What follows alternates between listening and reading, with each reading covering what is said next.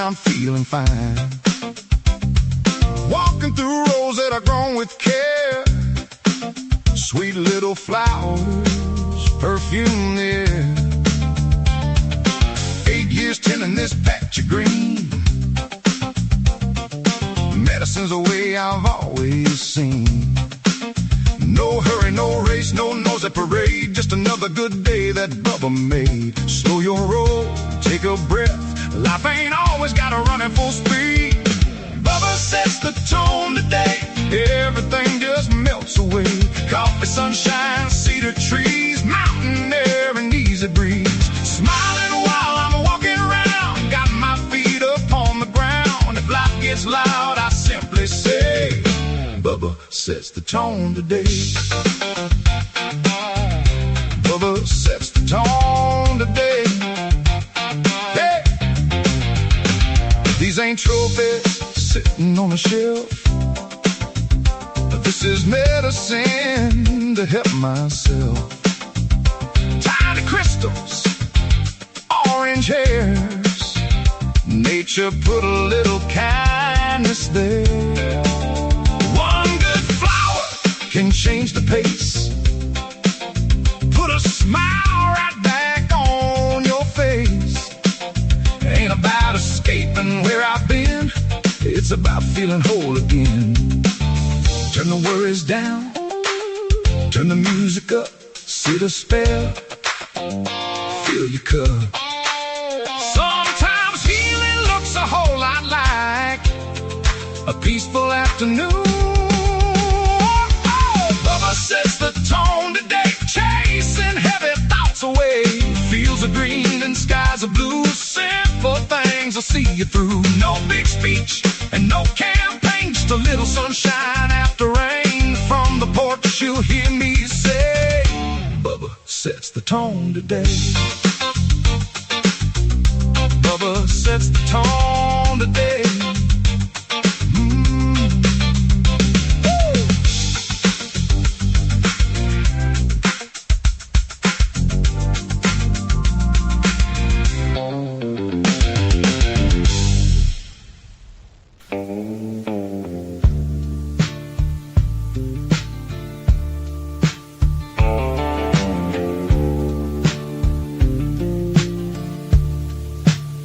Is this old world around, or is somebody lying? Is there an ice wall nobody's supposed to get by? What's beyond Antarctica? What's under the snow? And why is asking questions mean I ain't supposed to know? Did we walk on the moon? What's hiding at Area 51? Did somebody see something they weren't supposed to have seen? I sparked up a little something, settled back in my shed. Now 100 damn questions run around in my head. They're running around in my head like smoke through my lungs, like THC rolling through my cannabinoid system. One question leads to another, then another one says, wait. If everything they're telling me is true, why is questioning it so damn dangerous? Maybe I'm crazy, maybe I'm misled, maybe I'm just thinking with too much running around in my head. Who really pulled the trigger when Kennedy died? Where the hell's Jimmy Hoffa, and who knows where he lies? What crashed down in Roswell? Was it Weather or more? And what are those things Navy pilots keep seeing offshore? Does my telephone listen when it's laying by my chair? Does some computer know what I buy before I'm even aware? Hell, I only wanted one quiet afternoon instead.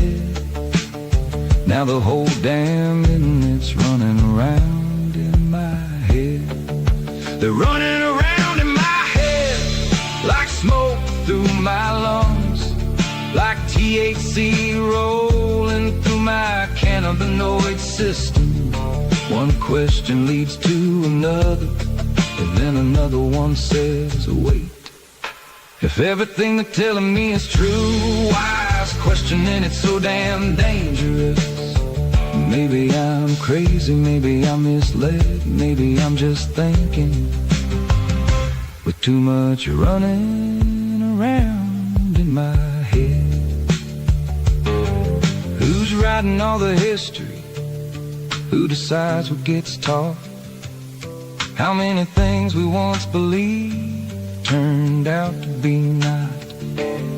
What's buried under black ink, marked, classified?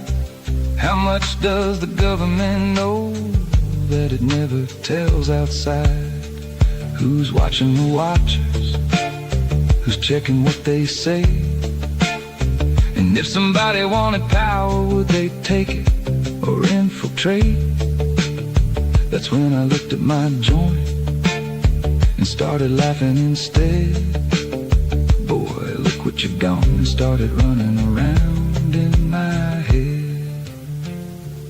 I don't believe every story, I don't swallow every claim. Just because it's called a conspiracy, don't make every conspiracy the same. Some fall apart with daylight, some leave questions when they're through. So I'll keep asking what I don't know, and checking what I think I do. Still running around in my head like smoke through my lungs, like THC rolling through my cannabinoid system. Maybe there's no ice wall, maybe Roswell was nothing at all. Maybe Hoff was underneath some long forgotten shopping mall. I don't need every answer before I climb into my bed, but Lord, it's been one hell of a ride running around in my head. So pass me another question, I'll research it instead, 'cause the truth ain't scared of looking, and neither is my head. Yeah. What if? Damn. There it goes again.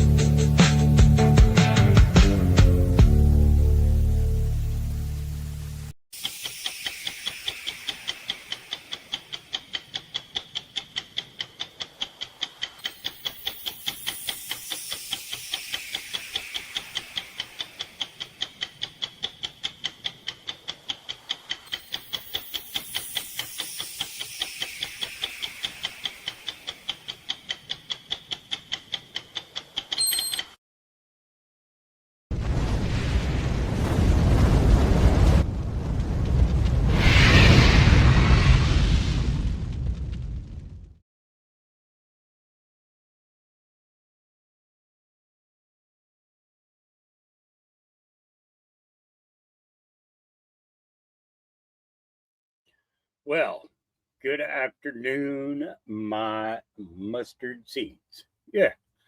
Today we got some big news, big tech answering questions about our children. Yep. America and Canada throwing tariffs across the border, intelligence chiefs holding quiet meetings in Moscow, trouble surrounding one of the world's most important waterways, and a country saying goodbye to Dolly Parton. That's a whole lot of pour into one morning cup. Frankly, the news is already higher than I am. Yeah, I'm working on it though. I am working. Hang on one second.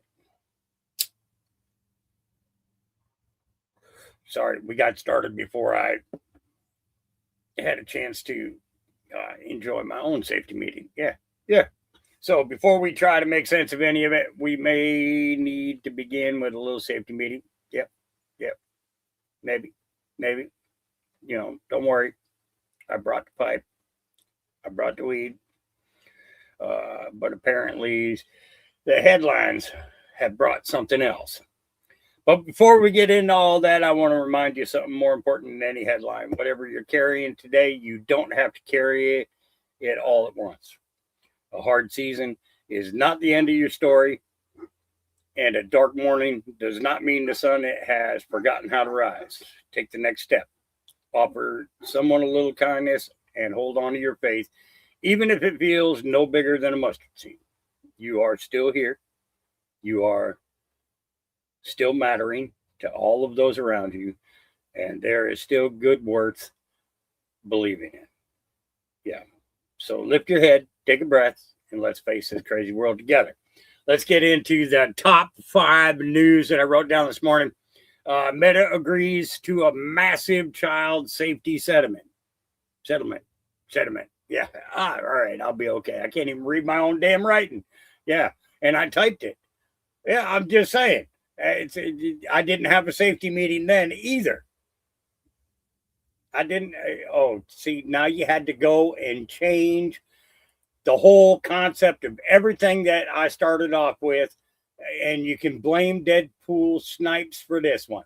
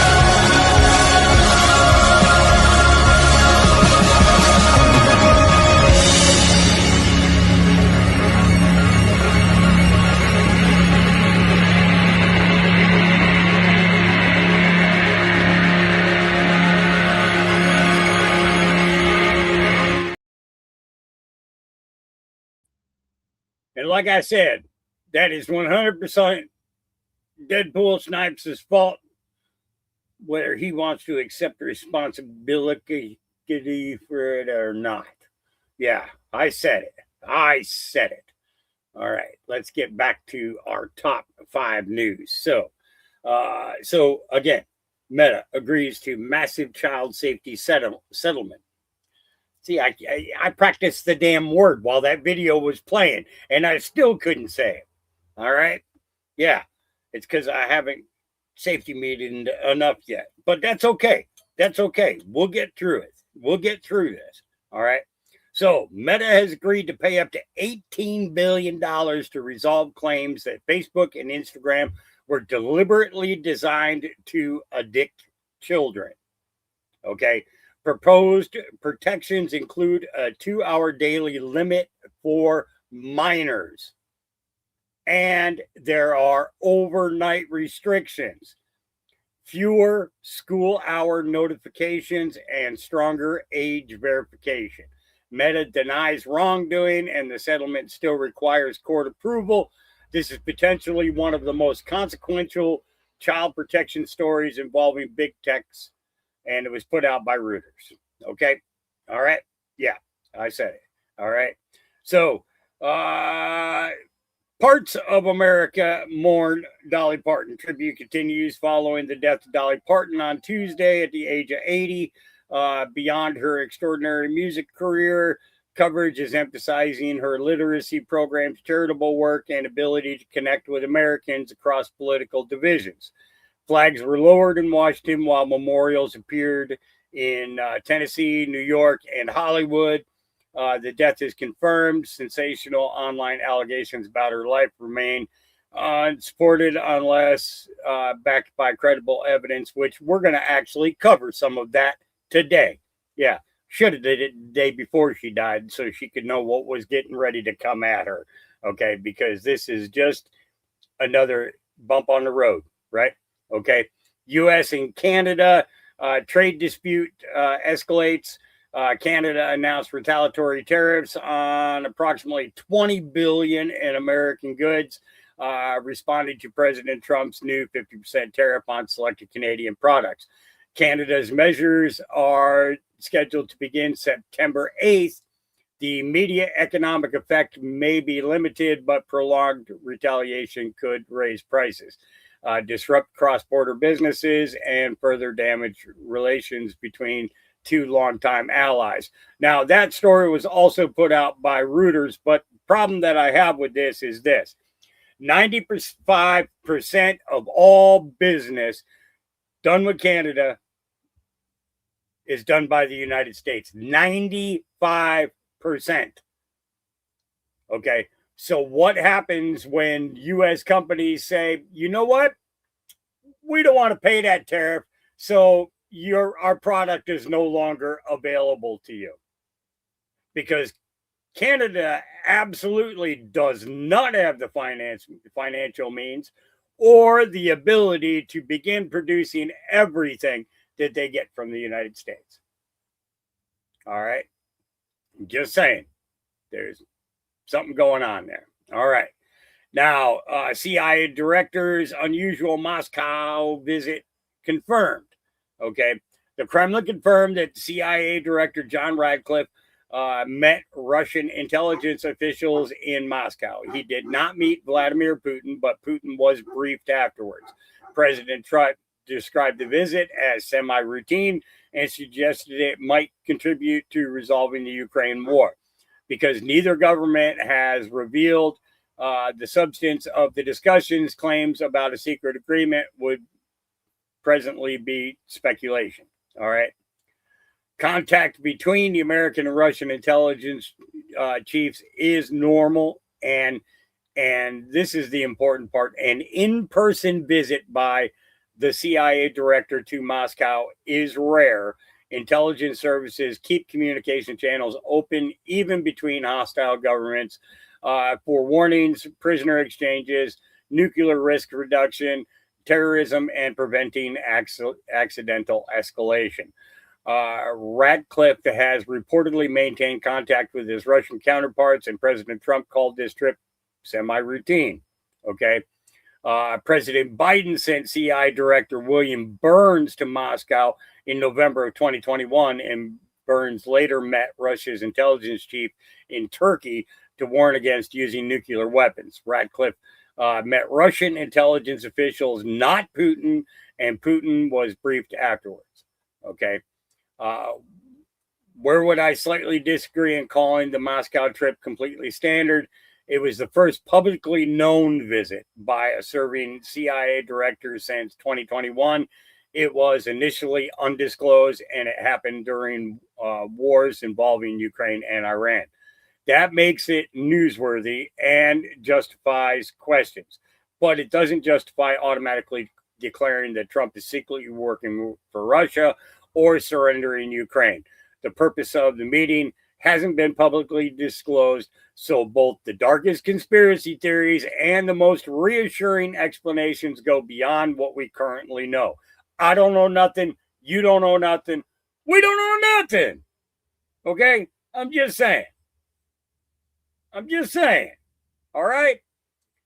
Iran and Oman, negotiations over the Strait of Hormuz. Okay, now where's my mouse? My mouse went away. There it is. Okay. All right. So Iranian officials issued conflicting descriptions of negotiations with Oman concerning control, revenue, and safe passage through the Strait of Hormuz.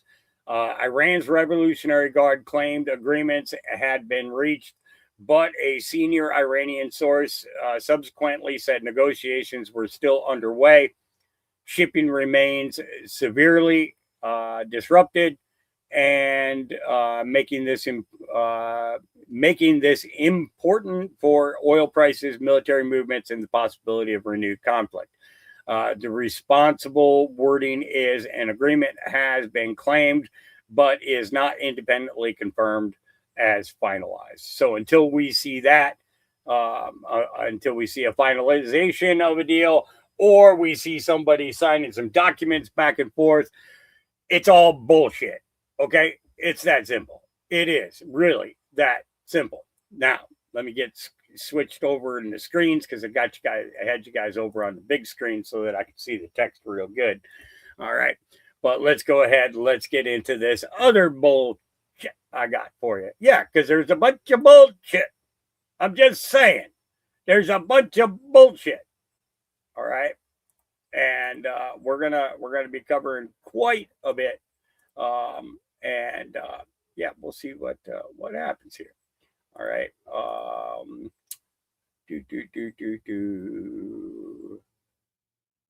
Okay. And okay. Yeah, and because that's where I want to start, so that's perfect. Okay. So yesterday there were some reports. I know I didn't give you guys the screen share, did I? Man, let me make sure that I add audio as well, because we'll get to some of that as well. So yesterday, Josh Shapiro, who happens to be the governor of Pennsylvania, made a statement, and the state health officials got caught.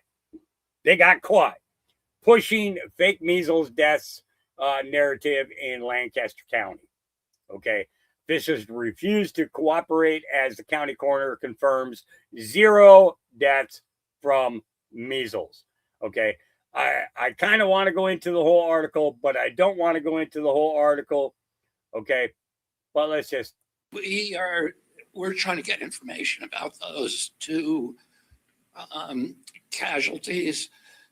According to a statement that was released by the Lancaster County Commissioner today, they cannot find any measles deaths in Lancaster County. And they complain that the governor will not give them that information. CDC tried to get that information from the governor yesterday, and the state is refusing to cooperate. We're doing a better job than any country in the world at controlling the measles outbreak.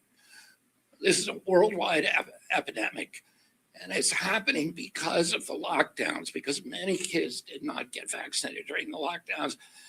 And then you had a dramatic diminishment of public faith in the regulatory agencies during the COVID period because of government overreaching, because of the gaslighting and the manipulation. So, I mean, even in my discussion with Governor Shapiro yesterday, and he said to me, well, we've seen this big drop in vaccination rates in the state from 97 to 92.3. He admitted on the phone that it all happened during the Biden administration. Since I've been in office, since President Trump's been in office, there's been a 0.1% diminishment. We are actually restoring faith in the public health agency, so people will take our advice. And our advice is that people should get the measles vaccination. There are certain communities and certain religious communities that won't do that, and we want to take care of those kids as well. So, Mexico has 11 times the amount of measles cases as we do. Canada has 4 times the amount of measles cases. Britain has 2 times. We've done it every place there's been a measles outbreak. I've sent the CDC in to cooperate with the state health agencies, and we've brought it to an end overnight. The only state that won't cooperate with us is Pennsylvania, and we can't get any information. The press is all covering this as if those measles deaths actually happen, but nobody's doing the little bit of critical inquiry to find out. We're trying to figure out whether, who those deaths were and whether they actually happened, and we can't figure that out yet. Yeah. Well, it only took until this morning for it to come out that's full of shit. All right. The mainstream media, leftist government bureaucrats are at it again, pushing panic, fear, and unverified headlines to control the public narrative, only to get caught red-handed when local officials demand basic transparency. During a high-profile press conference on Tuesday, Pennsylvania Governor Josh Shapiro, alongside state health officials and Penn Medical, Lancaster General Health, announced that 2 measles-associated deaths occurred in Lancaster County. The legacy media immediately ran with the headlines: 2 people died from measles, case closed, get the shot, blame the unvaccinated, blame RFK. There's one major problem. Local authorities have zero record of these alleged deaths. U.S. Department of Health and Human Services Secretary Robert F. Kennedy called out the massive discrepancies and the state's sudden refusal to share basic factual data. Kennedy said Shapiro accused him of promoting conspiracy theories after Kennedy noted that some Americans have religious objections to MMR because of fetal cell substrate used in manufacturing. Shapiro reportedly snapped that there is no fetal tissue in MMR. Kennedy responded that Shapiro could not produce a single example of HHS misinformation when asked, yet repeated the smear on camera anyways, while ignoring the fact that Pennsylvania's own drop in vaccination rates largely occurred during the Biden years, a fact Shapiro reportedly admitted in a private call with RFK. Okay, and it goes through the phone call, and I'm not going to go through all that.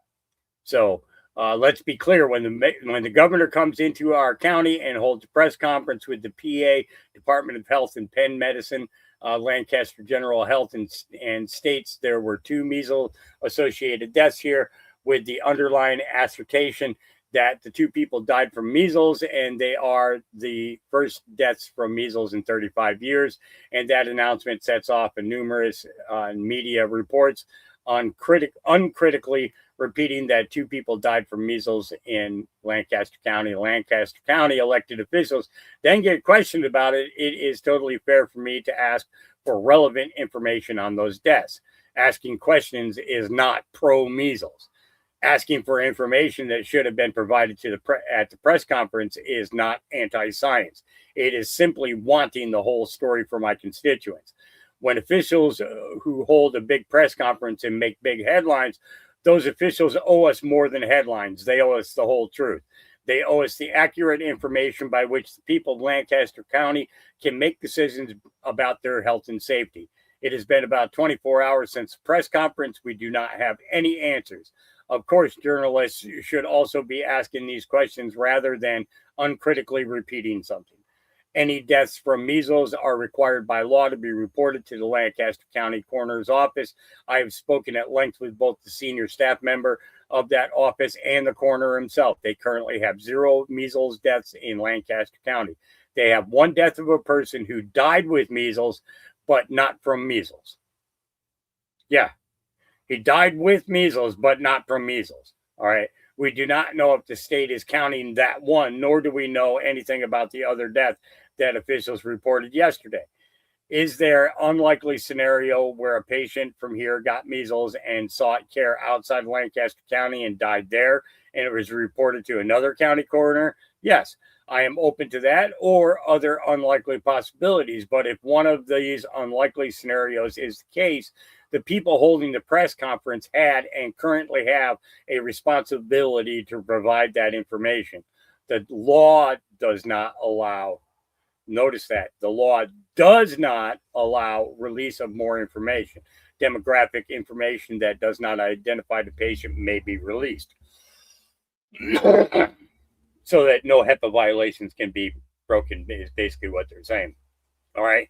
I asked questions this morning at our Board of Commissioners meeting of Commissioner Alice Yoder, who was at the press conference yesterday and is a former official at Penn Medical LGH.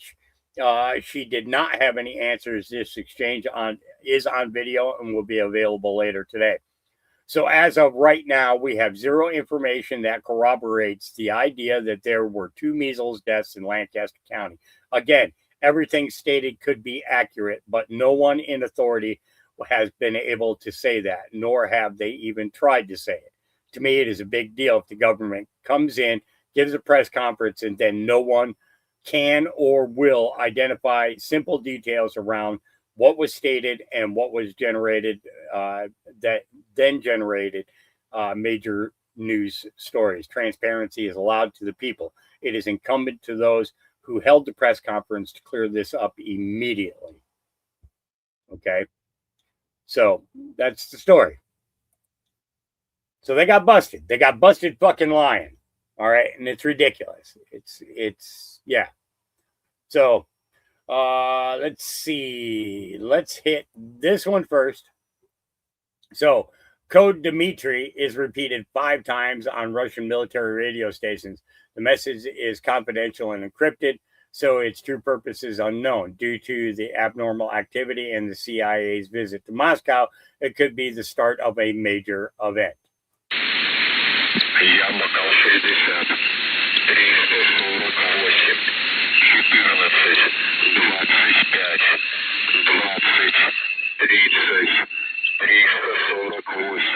Раздел 661, 346, 554, раздел. So this was repeated 5 times on Russian military radio stations. So this could be interesting. Let's see. I remember those events happening in the background leading up to the invasion of Ukraine in 22. I remember that the day I mentioned it is today. It was when amateur radio operators started picking up radio transmissions from Russian bombers. Yeah, that's right. This kind of signal doesn't start circulating for no reason. In 2022, there were a lot of deniers claiming that the Russian movement was nothing to worry about. Okay. And then it goes on to say it's not as simple as it seems. That wasn't the only transmission.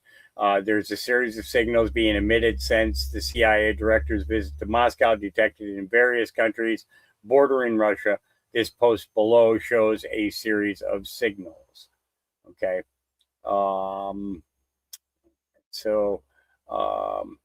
Yeah.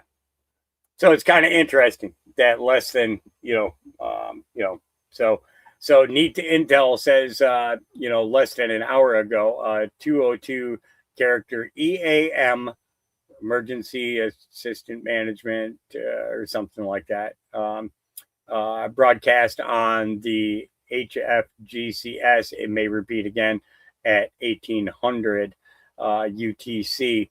If so, it will be captured live on the Intel YouTube stream. So, yeah, it's kind of interesting. All of this is going on right after Radcliffe's visit. All right. This guy's going off about Lindsay Clancy case. Here we go. I just fired my nanny.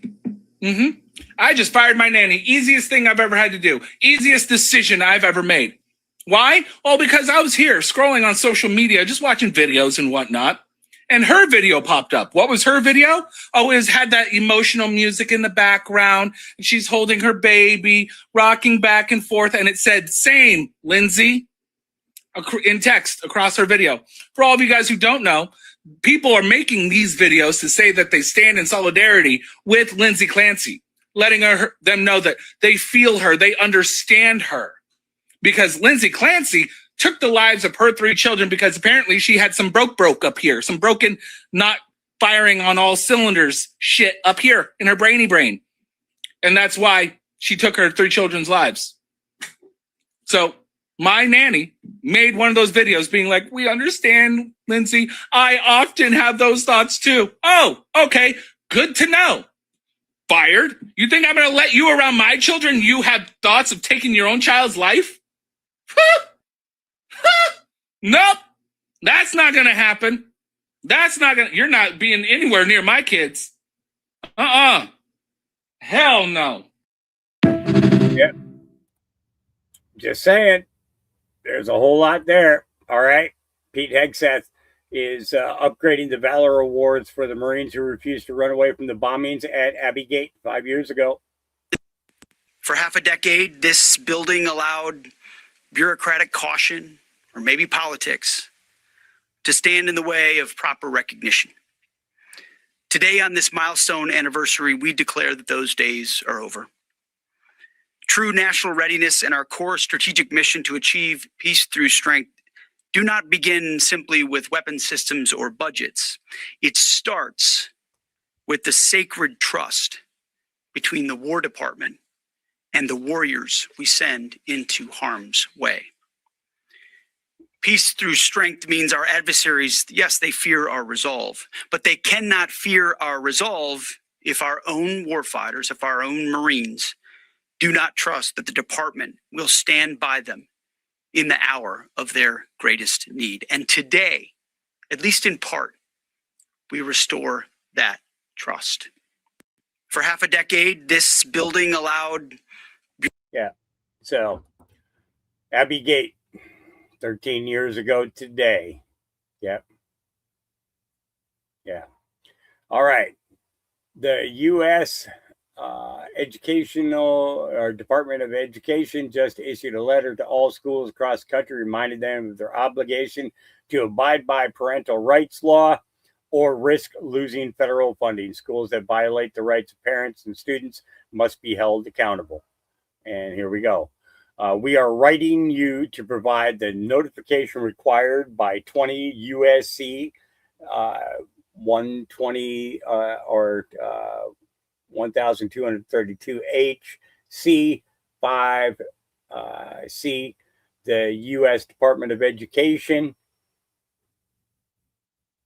through its Student Privacy Policy Office, SPPO, is required to inform state educational agencies and local educational agencies as recipients of the funds under programs administered by the department of their obligations under the Family Educational Rights and Privacy Act and the Protection of Pupil Rights Amendment. Failure to comply with FERPA or PPRA can result in loss of federal financial assistance.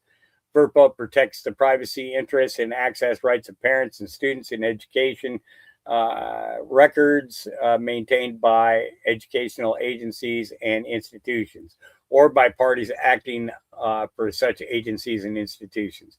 PPRA affords parents and students with rights concerning specific marketing activities, the administration or distribution of certain surveys to students, the administration of certain physical examinations or screenings to students, and parental access to certain instructional materials, including ones used as part of students' educational curriculum.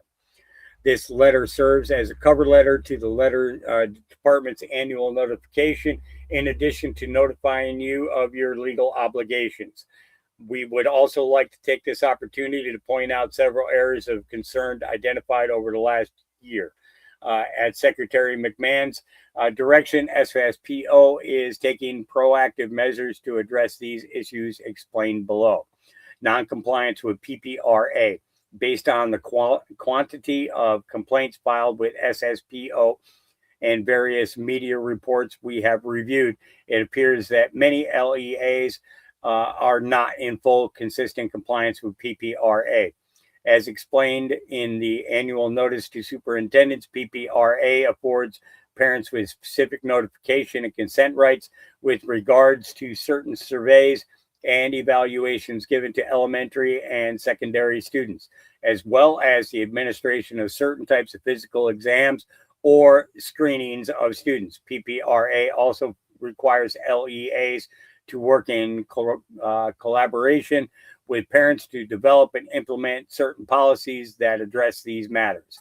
This includes affording parents the opportunity upon request to inspect instructional material, excluding academic tests or academic assessments used by LEA as part of the educational curriculum for a student. So basically, the schools have been violating these students' rights, and it's coming to an end. And it's not just for the students, but also for the parents. Secretary Terry Kennedy is correct about the use of unborn baby parts in drug and vaccine research. This put out by Tom Fenton. It's the worst material I've ever read in my life, as it relates to Judicial Watch's work in terms of government documents.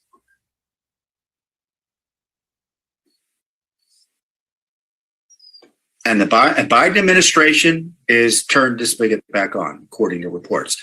The Trump administration, to its credit, shut it down in 2018. And I was just talking to a reporter earlier, and the FDA was defending the research for vaccines. So the Biden FDA is defending this research because of vaccines. So put that in your pipe and smoke it when it comes to debates on vaccines and such. All right. See, now we got a bigwig telling us it's time for a safety meeting. Put it in your pipe and smoke it. You got the Biden FDA defending it. This is what they want to be able to use it for. And I saw that last year when COVID emerged, that the gang that was involved in this research was trying to get it going again using COVID as a pretext. And sure enough, the Biden administration is coming right along, given with their pro-abortion fanaticism. Yep. So, and you all heard it. He said, put that in your pipe and smoke it.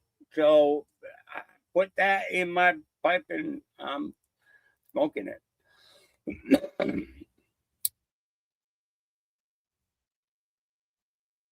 All right. Finally, some common sense. Here we go. The women who are out front of the courtroom right now, dressed in pink, in a show of support for Lindsay Clancy, who are making this some sort of cause, I find that completely abhorrent. There are 3 children who are dead right now, Cora, Dawson, and Kellen, and you don't see a single woman out there expressing any show of sympathy for the children who were murdered. You know, I thought about those children. My son is 1 year old. He was just a few months older than Callan when he was strangled to death.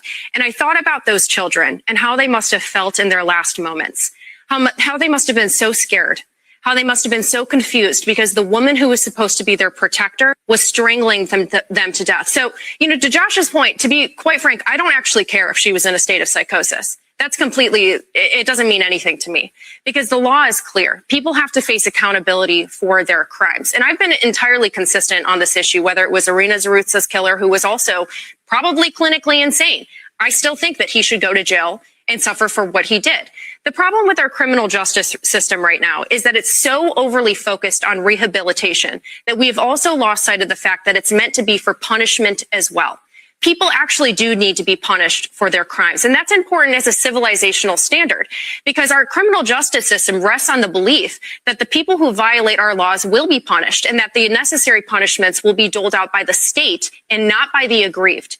If it cannot do that in this case or in others, we have a much bigger sign of moral collapse. Mm-hmm. Big state of moral collapse. Yep. And we got somebody in office who's trying to bring it back. Because it's gone on too long.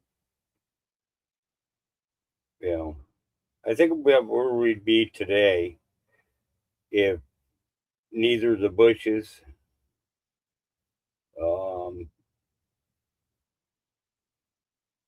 if the Bushes never came to America,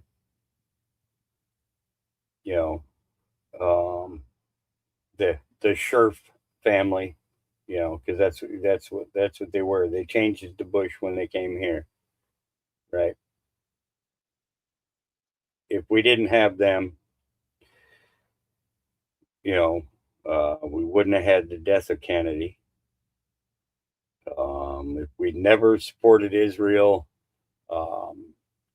going to the Khazarians and funded them all these years, where would we be today?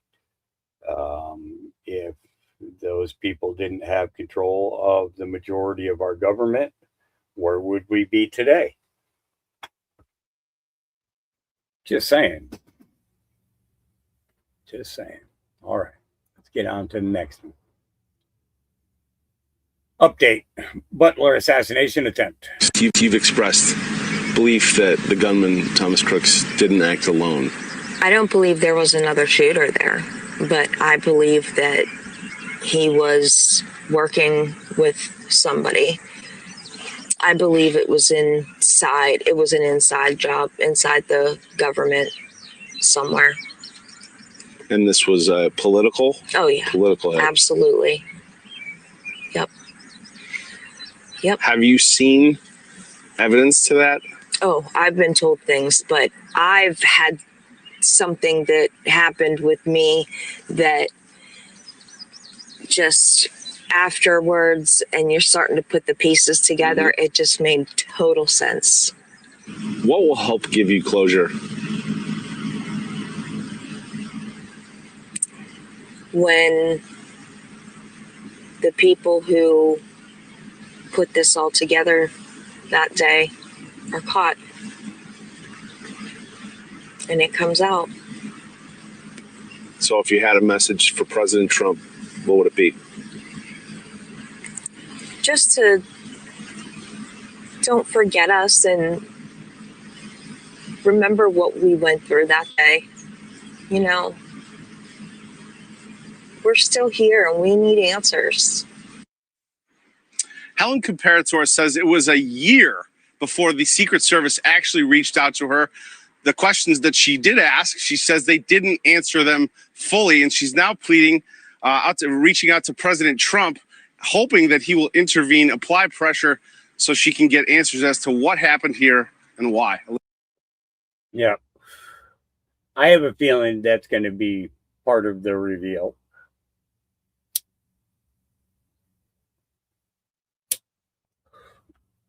I think that's going to be part of the reveal.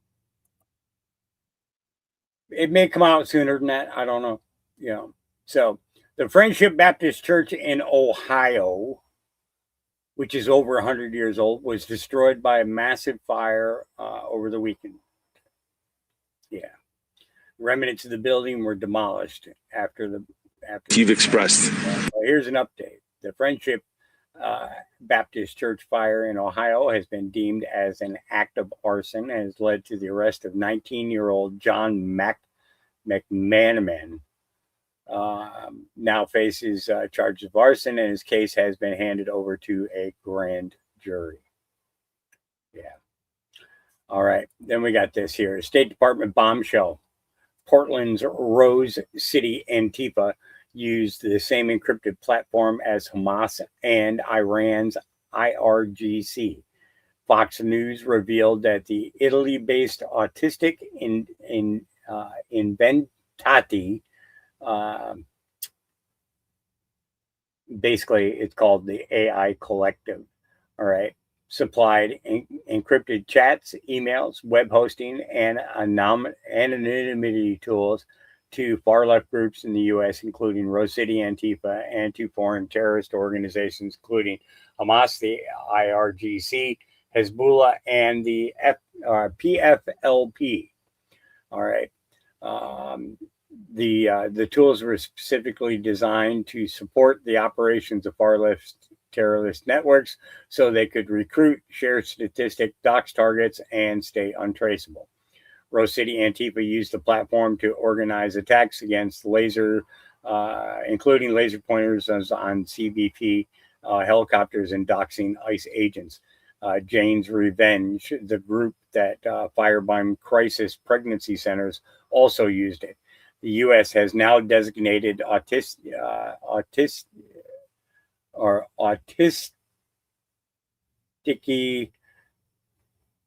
Inventati a specially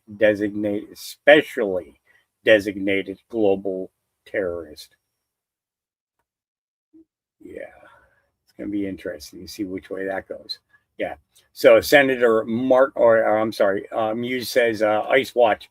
Despite complaints from conservatives like me, Senator Mark Wayne Mullen seems to be doing a pretty good job accelerating deportations, up 70% compared to February. The Senate is dragging its feet and has yet to confirm Lance Schroyer as permanent ICE director. I imagine deportations will skyrocket if and when they confirm him. So the AP on ICE to Berkeley data,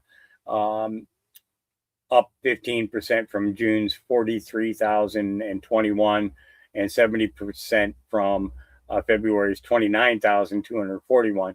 Texas and Florida accounted for nearly 20,000 with 870,000 partners making 879 G. I'm not sure if that stands for gang or what.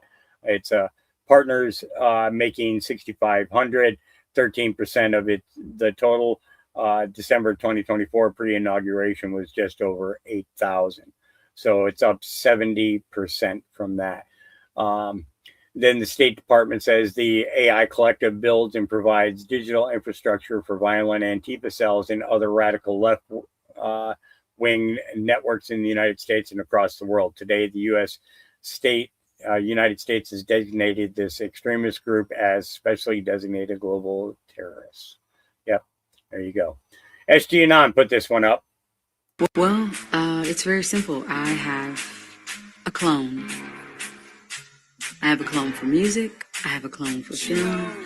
I have a clone for my personal life. I have a clone for my family life as well.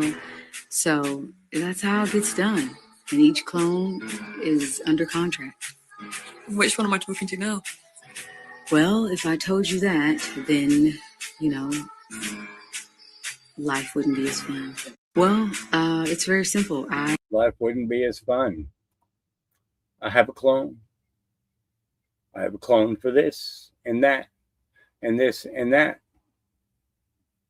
Yeah. Representative Jim Jordan says more than 1,000 illegal aliens arrested in the suburbs of D.C. Some were wanted for kidnapping, robbery, and murder. This is who sanctuary jurisdictions protect.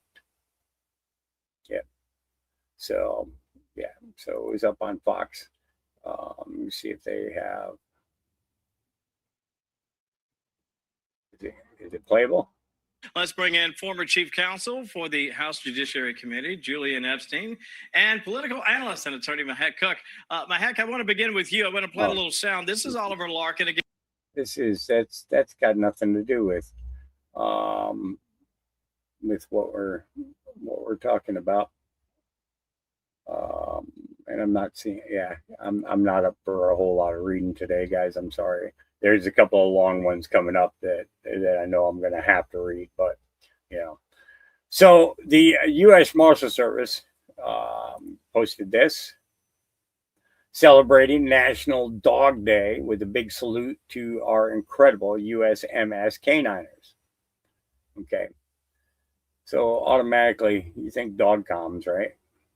You just automatically think dog comms. Well, True Stormy Joe says, for those of you who track patterns for those in the club, and you know what club I'm talking about, McCain, 825. Dolly, 825. Tim Curry, 826. National Dog Day, probably nothing. Yeah. All right.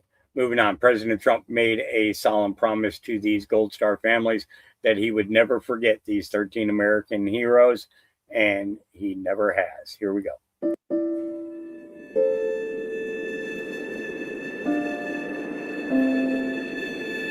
I'm Jim McCollum. I'm the father of Marine Lance Corporal Riley James McCollum, and I'm here to speak for him. My name's Alicia Lopez. I'm Herman Lopez.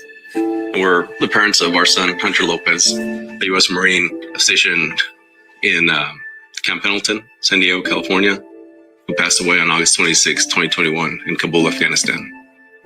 My name is Abby Sanchez, and I am the voice for my brother, Corporal Humberto Sanchez. My name is Coro Brusino, and I am Corporal Humberto Sanchez's mother.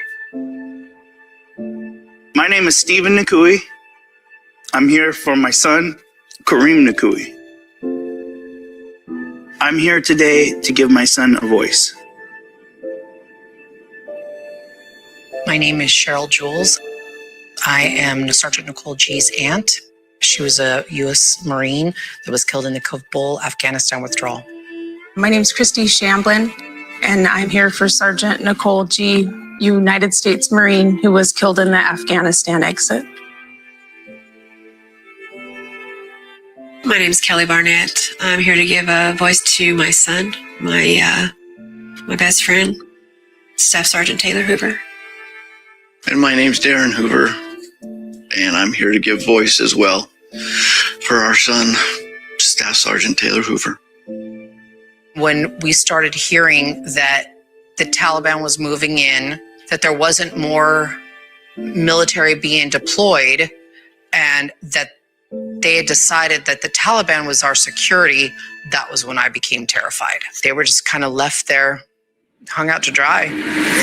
For you from Afghanistan, where there are significant casualties, including some Americans from a I was at suicide work attack outside the country. and heard about it. Instantly had that just chill go through me, and I started sending messages. I'm talking to people. I'm calling his girlfriend. I'm saying, well, have you heard from him? Calling his sisters. Have you heard from him? You know, we're texting. We're saying, please, just send us a text. Just whatever. Just let us know that you're okay. When all the explosions went off, I had messaged her and I said, hey, I know you can't say anything, but, just an emoji. Just a bubble.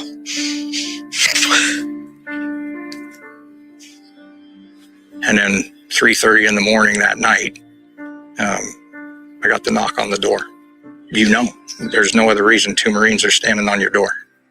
Right away, they told you, we have news about your son, and he just passed away. I just start screaming. I throw myself on the floor. I pull up the street and I see a white van. And once I saw them, I knew.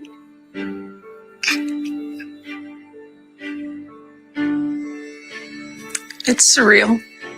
Seeing all those flag-draped coffins in the back of a C-17 is something you'll never forget.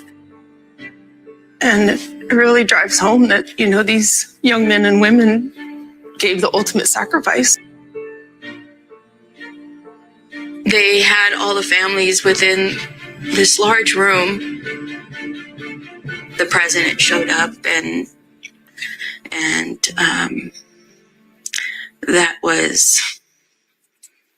it wasn't what I was expecting.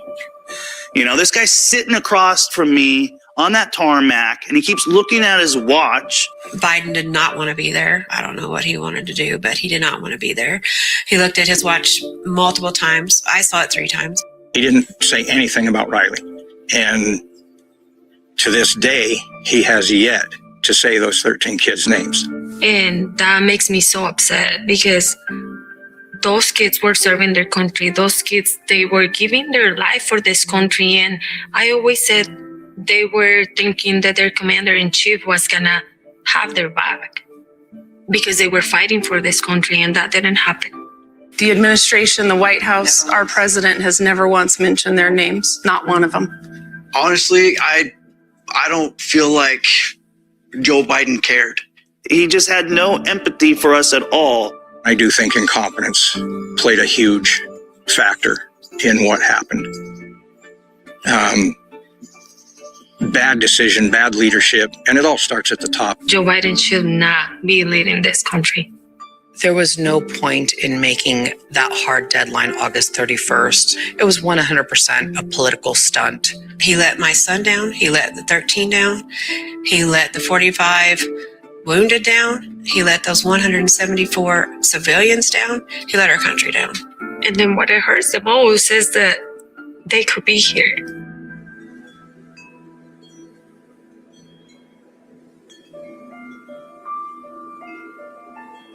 We fully understand we can't bring back our kids, but there are thousands and thousands more out there that are going to come home the same way if something doesn't change.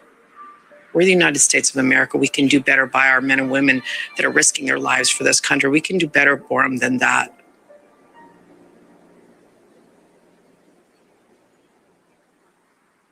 To this day, Joe Biden and Kamala Harris have never mentioned these fallen soldiers' names. President Trump will never forget them.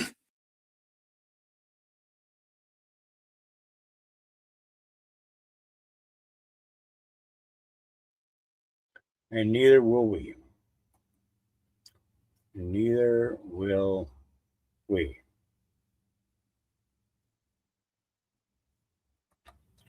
All right. Let's go here. This one. Okay. The president Republicans most admire. It's Donald Trump. This is a historic comparison. A majority of Republicans say, 53% say he's the Republican president they most admire. Ronald Reagan, who traditionally has won that much, Donald Trump nearly triples up on this. Reagan at just 18%. And then Abraham Lincoln, who by most historic accounts is the greatest president of all time. But Republicans say that the president that they most admire by what is this? This is 6-7 times as many. Donald John Trump at 53%, easily crushing Abe Lincoln at 8%. And the Elon poll showed that he was the greatest president as well, Donald. I feel like this slide might end up on a printout on his desk. This one. Okay. Yeah. CNN is just, I had to admit it. Trump is the president Republicans admire most, nearly triple Ronald Reagan and 6 times Abraham Lincoln. Yeah. And then this is Lancaster County Commissioner Josh Parsons. The governor was in Lancaster County yesterday, came to Women's and Babies Hospital, LGH Penn Medicine Hospital, along with Pennsylvania Department of Health and others. Commissioner Yoder was there and made an announcement that there was 2 individuals who died. I think the terminology was measles associated or something like that, deaths. But the underlying assertion in that was that they died from measles. That certainly was what was communicated in the press. We had many inquiries from the press. There was much interest locally and nationally, and also from members of the public, our constituents. And I think it was reported that these were the first measles deaths in the U.S. in 35 years. Alice can correct me if I'm wrong, but I think that's what was reported. So it was a big deal, and I think there is transparency owed around that. There was no information released about the two individuals other than that they were unvaccinated. And the law does allow for information to be released. It can be released without identifying the individuals, but providing some demographic background information, age, that sort of thing. So because of obviously there's a lot of interest in that. Obviously sound like very tragic cases. I reached out to the coroner's office. Now, under the law, anyone who dies of a communicable disease in Lancaster County, that means measles in this case, that would have to be reported to the coroner's office. And I spoke at length yesterday with a senior member of the coroner staff and spoke at length this morning with the coroner himself, and they have 0 cases of measles death. They have one patient, and the coroner spoke about this in the press, but they had one patient who died with measles, not of measles. We don't know if the state is counting that patient as one or not, and we know nothing about the other. And so I reached out to LGH Penn Medicine yesterday and again this morning. I reached out to the governor's office. I've received no responses from any of them. Brian Pasquale, our director of public safety, just talked to him. He doesn't have any information.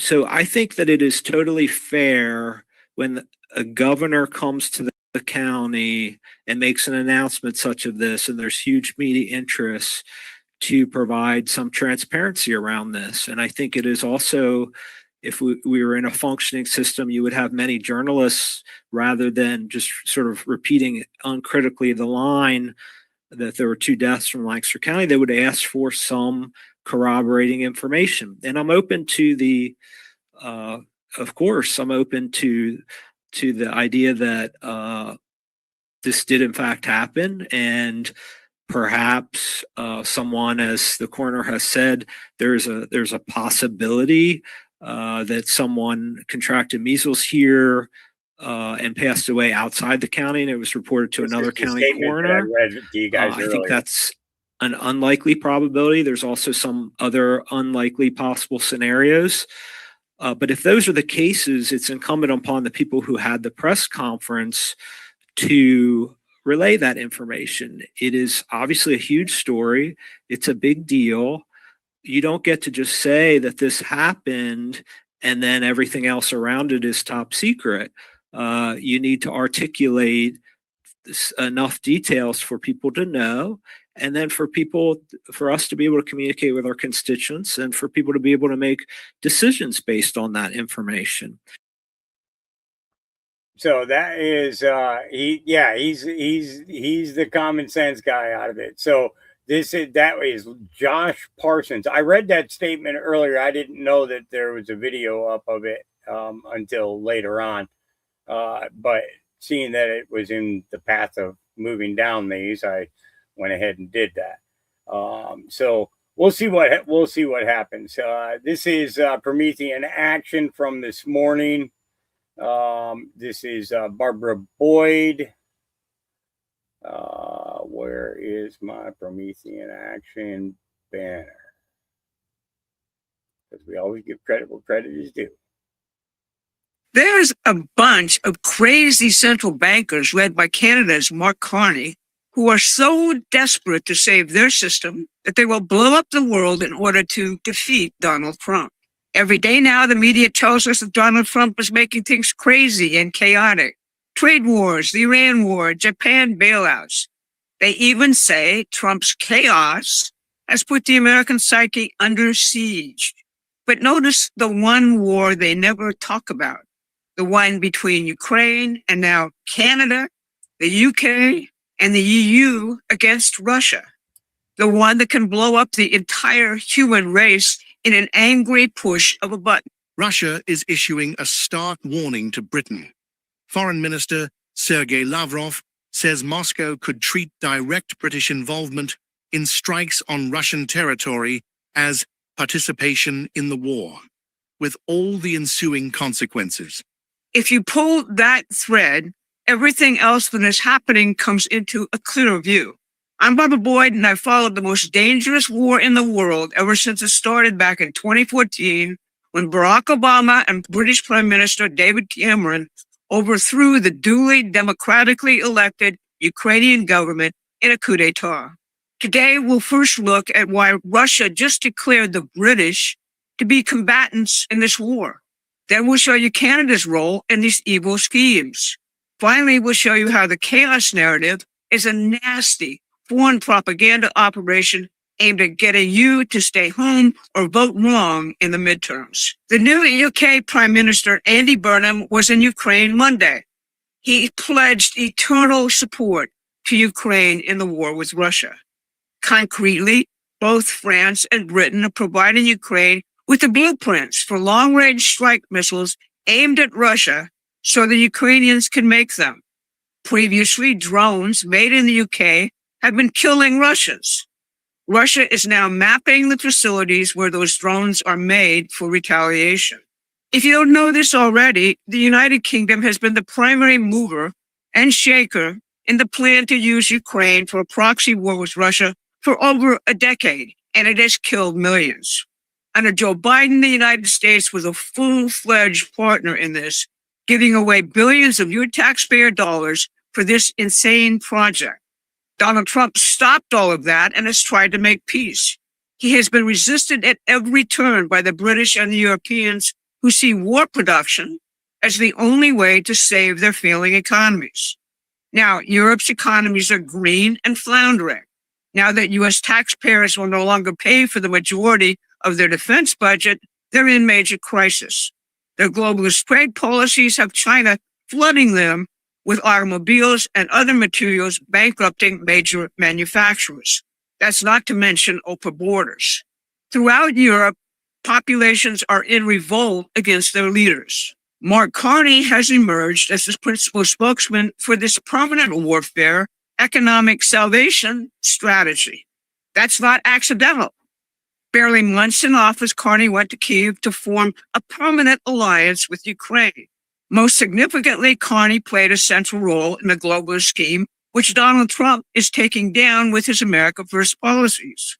Carney ran two central banks, not just one, the Bank of Canada and the Bank of England.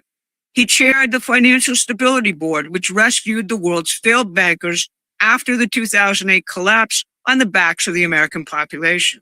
He sat on the Bilderberg Society Board, was a trustee of the World Economic Forum, and chaired Chatham House. He ran the Glasgow Alliance for Net Zero, designed to channel all global capital credit into green technologies. His longtime associate, Chrystia Friedland, is now the special assistant to Zelensky for Ukrainian economic development. She is also on the board of directors of the George Soros Open Society Foundation. She is also now the head of British intelligence's premier soft power institution, the Rhodes Trust. You can't get more British empire than the two of them. In Canada itself, Carney has led the effort to establish the Defense Security and Resilience Bank. They plan to pay for the defense mobilization of countries who join through low-interest loans from this new bank.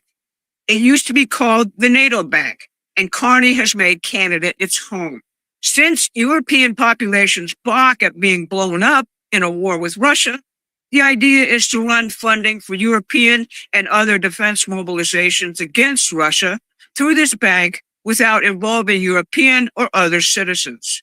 The United States, of course, is not invited. If you want to find out more about the real strategic picture, subscribe to our free newsletter at PrometheanAction.com. Now, Carney was a very busy man this past week. He initiated a trade war with the United States. He declared that Canada would engage in talks with the EU in September to, quote, strengthen both its trade and security relationship.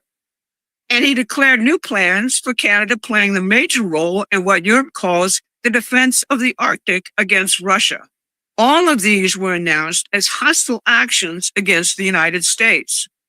The trade talks, U.S. Trade Representative Jameson Greer made clear that Canada blew up the talks. You speak I French, do speak Jameson? French. I do. So I really you don't value care French. whether they change some of the language up there, whether they make it.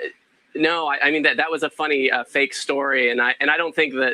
I mean that I speak French. Two of my kids speak French. One of my kids was born in Paris, so I like the Quebecois, and I like that they speak French. What we don't like is a situation where Canada, the federal government, forces American tech companies to take their earnings and give a percentage to their competitors in Canada. Carney even invented a fake story that a U.S. demand requiring Quebec to abandon its French language requirements for packaging caused the talks to collapse. Greer said that story was totally fake. Here's Carney talking about the new and deep relationship Canada will have with the EU. Just listen to his snark. This fall, we will begin intense discussions with the European Union, the world's second largest economy, to build a much stronger and deeper economic and security partnership. Now, we can build such unparalleled access because we're trusted, because we're reliable, and because we have what the world wants. Which brings us to the Arctic. In August of 2025, President Putin and President Trump held talks in Anchorage, Alaska, about the war in Ukraine and future U.S.-Russian cooperation. Among the items discussed was development of the Arctic's vast mineral resources and its transportation corridors for the world's goods. That included the long-planned Bering Strait tunnel joining the U.S. and Russia at Alaska. This sent the London and Brussels European elite and their allies here into a rug-chewing fit. Carney became the man of the hour. In March of 2026, he announced that Canada will launch a major program to, quote, defend the Arctic. Again, absent the United States. Just now, he announced that Canada is building 6 new icebreakers for that defense. We haven't even talked about the fact that the U.S. Golden Dome missile defense for the entire Western Hemisphere requires Canadian and Greenland territory to operate. In May of 2026, Mark Carney met with various Democratic officials and Barack Obama in Canada to make plans for the midterms. Here's the resulting state of mind of just one of the attendees, Senator Chris Coons of Delaware. I would say we are no longer the leaders of the free world. In fact, if anything, Volodymyr Zelensky is the primary national leader who is putting his country's men and women on the line for freedom, and we need to earn our place back as leader of the free world in the future. As you might have figured out by now, Carney and his Democrat fellow travelers like Chris Coons are quite crazy. Zelensky is the leader of the free world? Come on, man. Their plans and attacks on the president have no real basis in reality. The reality is that Russia is winning the war in Ukraine, and if Ukraine collapses or Trump secures the peace before that, their whole gamble on global world government blows up. The Iran war will not continue to impact gas and oil prices indefinitely. That's because the U.S. now controls the Strait of Hormuz. Scott Bessent's new announced Iran sanctions will dry up many facets of the offshore, unregulated criminal economy from which the city of London has historically profited. Here's Bessent. For example, every branch of Bank Melee must be shuttered and dark. And let me be clear, any entity that facilitates money laundering on behalf of Iran will be removed from the US dollar system. The clock just started ticking. The new sectoral sanctions determinations issued today target 5 of Iran's most vital lifelines that it exploits in other countries: digital assets, technology, gold, aviation, and shipping. In the last few days, Krista Friedland admitted to their plan, which has been ongoing for months. She said the goal of this grouping now is to wage, and I'm quoting, psychological warfare on Americans, perception warfare, make them misperceive reality. The reality is that if Trump succeeds in winning the midterms handily, the continuing rebuilding of the United States will go on, ruining the best efforts of these folks to recolonize us. That's why you see sudden campaigns now spun up seamlessly out of nowhere about flock cameras, data centers, Islamic takeovers of America, whatever can create hysteria based on previous profiles of political reaction. It's not that the problems don't exist. They do. The best psychological warfare tools involve real problems, but they're solvable if approached rationally and without hysteria. For example, does anyone remember what Christopher Steele, the MI6 agent who started Russiagate, used to advertise as his specialty? Creating groundswell public ferment. That's what was posted on his company website before he took it down. In reality, these guys are desperate and running out of options fast. That's why they're attacking Russia in such a way that they might just blow up the entire world. That's why these midterm elections and defending what the president is doing is so very important. We're doing our part by educating you about the real enemy and exposing them. But we need to spread our message far and wide, like Paul Revere, by using the internet and its tools as our horse. You can help us do that by contributing as much as you can, sharing this video, making sure that the real issues are being discussed clear-eyed in order to solve them. This has been your midweek update. Thanks for listening. And that was Barbara Boyd. Yeah.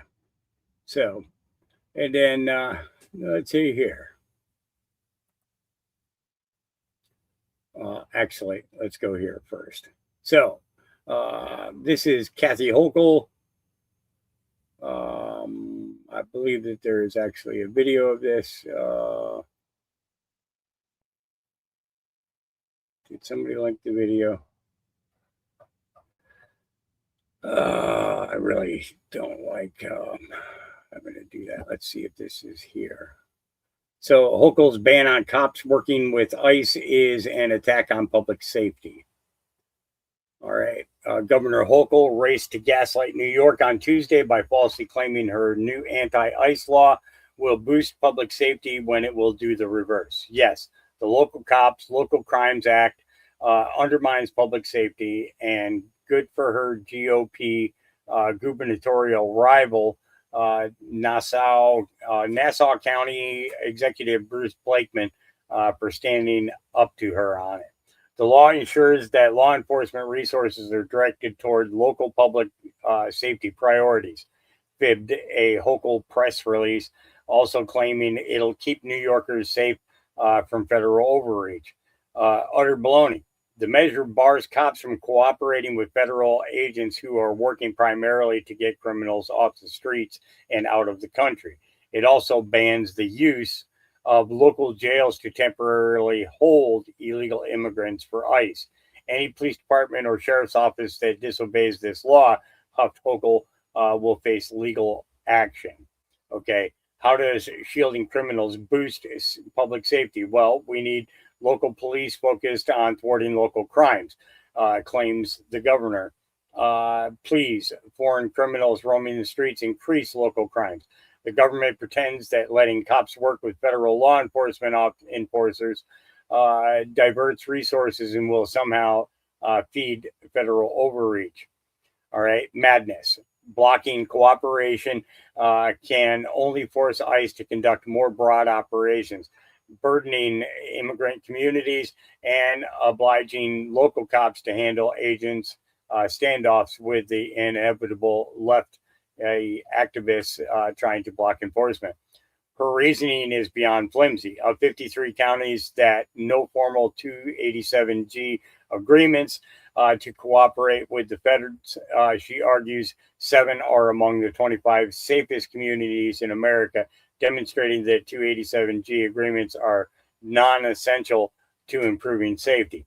That determines nothing. Illegal immigrant criminals tend to shun already safe areas, so neither ICE nor any agreements are needed there. The Long Island towns plagued by violent migrant gangs like MS-13 absolutely need local federal cooperation. Which is why Blakeman has eagerly worked with ICE. We got rid of 2,000 illegal migrants with criminal records in Nassau County without raiding a church, a school, a daycare center, a hospital, because we cooperated with ICE, he noted. By contrast, the Department of Homeland Security reported in December that new New York has released 7,000 illegal migrant criminals without notifying ICE since President Trump has been took office. Feel safer yet? Hochul is also testing the limits of the Constitution, which gives federal law priority over state law. Banning cooperation could count as obstruction. No New Yorker should fall for Hochul's gaslighting. Her anti-ICE law is an attack on public safety. It's just facts. So a message from Kathy Hochul is clear. Criminally illegal aliens are welcome in New York. Kathy Hochul would rather shield illegal aliens than stand with law enforcement and protect law-abiding New Yorkers. And then this. New Yorkers deserve a clear understanding of what ended yesterday. This decision has removed a proven public safety tool. It ended cooperation that helped local law enforcement and ICE address criminal offenders in the community and already in custody. But make no mistake, ICE will continue doing its job. We will protect communities, we will support law enforcement, and we will work to ensure criminal offenders subject to federal immigration enforcement do not avoid accountability simply because New York restricted cooperation. Thank you. New Yorkers deserve a clear... So that is the ERO New York Assistant Field Office Director Brian Flanagan. That's who that is. So now where's the rest? Oh, I hate it when it does this. It did this to me before. You guys remember? Made me do all my scrolling again. And never.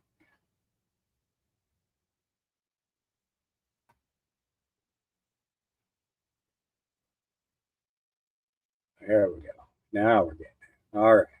So, Donald J. Trump. Today, we honored the 13 brave American heroes who were tragically killed 5 years ago by evil jihadi terrorists in Kabul, Afghanistan. This catastrophe was a result of sleepy Joe Biden's totally botched withdrawal from the country, which left our wonderful servicemen and women defenseless and allowed the Taliban to free thousands of bloodthirsty terrorists and criminals held at Bagram prison. This is one of the greatest atrocities in the history of our nation, and we can never forget that it was the result of the sheer incompetence of Joe Biden and the Democrats who were in charge. During my 2024 campaign, I met with Abbey Gate Gold Star families, wonderful people and great patriots who were totally ignored and disrespected by the Democrat Party. I promised them we would deliver justice when I returned to the White House, and we have. We quickly apprehended the evil mastermind responsible for the deaths of our service members, and it has been one of my greatest honors as Commander-in-Chief. May God bless America, and may God bless the Abbey Gate Gold Star families. You will never be forgotten, President Donald J. Trump. Yeah. And then the same deranged leftist who got arrested for allegedly attacking people protesting against the Stop Nick Shirley Act rally was seen waving a transgender communist flag. Are you even surprised at this point? Why are you bumping me? Sir, why are you bumping me? Why are you waving a communist flag? This is the flag, bro. Not this exact flag, but these are the flag, and this is the followers that, these are the people that fucking beat those fascists the first time back in, 1945, and by God, we'll have to do it again if we need to. Who are you protesting against today? And, we have news from some patriots from, tents out there, too. So the cops aren't letting you go past this? I believe so, yeah. No, they're not allowing us to go past, but they are letting their people come across the street and mess with us. What is the issue with Nick Shirley? I'm trying to understand. White supremacist. He's a white supremacist? Who only exists to divert attention from actual issues within communities. He goes into fucking wherever that was in Michigan, saying they're, Minnesota? Minnesota, sorry. Okay, no, yeah, I thought he just is an investigative journalist who roots out fraud. He roots out fraud. And immigrants. He specifically targets immigrants. Unfortunately, he's never gone to the White House. That's where the fraud's at. Yeah. So if he was really into the fraud, he wouldn't be worrying about. Right now, what he's doing is spreading a completely false narrative. This bill that he's talking about that's saying that's going to protect immigrants, it's not. It's protecting the addresses of journalists. It's protecting the addresses of people who work in immigration. He's spreading a false narrative, and these sheep just eat it up. So you're in agreement with this bill? No, 1,000. Yeah, 100%. Yes. So you are in agreement? Yes. Okay. Yes. I wasn't People sure. that work in immigration should be protected. All right. I'm just trying to understand who's on what side. That's why. Okay. My thoughts on everything is that please protect racists. Please protect pedophiles. Nuts. So, but the thing is this is the same person who was arrested in California. Police in California just arrested a far-left agitator for allegedly attacking the American Patriots protesting against the Stop Nick Shirley Act. Oh, get his face, Jonathan! Get his face, Jonathan! Sir, why are they arresting you? Why are they arresting you? Oh, he's so tough! That's so tough! Understand me? This way. Who cares? Tough! How much do you make an hour for this? So tough! They're so tough! Look at them! The walk of shame! Here you go, bitch! I'm the only hit a man. Who's that? You won't rub off on you. Oh, look at he's so tough. Yep. Just saying, there's a whole lot. Are we surprised? Protesters clash Sacramento, California. Political protesters begin to brawl, causing police to intervene, resulting in arrests and uncontrolled chaos. Yeah, this is your democratic process, all right. Then and then this happened. Two girls were sent flying through a glass window as they crashed a scooter into a restaurant during a teen takeover. The incident happened at a Cinnaholic store in Baltimore on the first day of school for Baltimore City public school students. There were reports of a teen takeover happening at the Rotunda with two scooter incidences and multiple fights happening. Yeah, so here they go.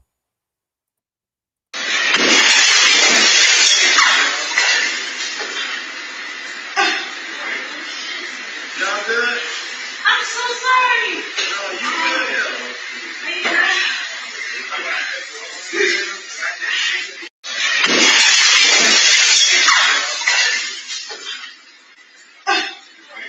Yeah. Somebody needs to be going to jail. Teach them a big lesson. MJ Truth Ultra says kaboom. Second indictment unsealed in Massachusetts. Lawrence Democrat Mayor Brian DePina indicted in $1.65 million pandemic loan fraud scheme. Faces up to 150 years in prison. Don't drop the soap, buddy. Now he faces an 11-count federal indictment, 4 counts of wire fraud, 7 counts of money laundering, after he obtained $1.65 million in COVID-era small business loans for his tire shop and diverted the money to his campaign, personal taxes, and high-interest mortgages on properties he owned. Each wire fraud count carries up to 20 years, and each money laundering count up to 10 years, for a theoretical maximum of 150 years if sentences run consecutively. Also today, a separate indictment has been unsealed against Lawrence Mayor Brian DePina. This is video of him walking out of federal court last week. He's accused in a scheme involving fraudulently obtained COVID relief funds. He now faces 11 felony counts. Reports. Also today, a separate indictment has been unsealed against Lawrence Mayor Brian DePina. So it's happening slowly but surely.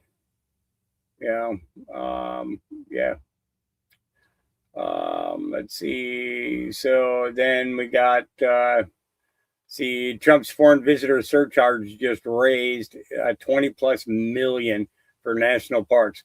It's generally $100 per person extra at the top 100 parks on top of the regular fee. annual pass is $250 for foreigners. Visa's $80 for Americans in only 8 months. Americans shouldn't subsidize the world's tourism. Yeah, so that happened. Now, Kevin Sorbo put this one up, and I have to agree with him. This officer clearly states to this woman, tase the woman right now, and instead doesn't. Miss, drop the knife. Drop the knife. Stop coming towards me. Stop coming towards me. Stop where you are, miss. Stop where you are. Drop the knife. Drop the knife. Drop the knife, miss. Casey, taser. Stop it. Stop it, you're gonna get shot.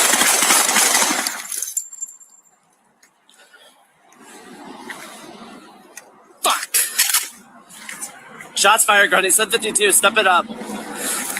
Miss, drop the knife.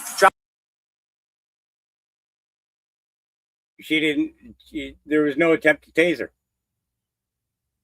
She drew it.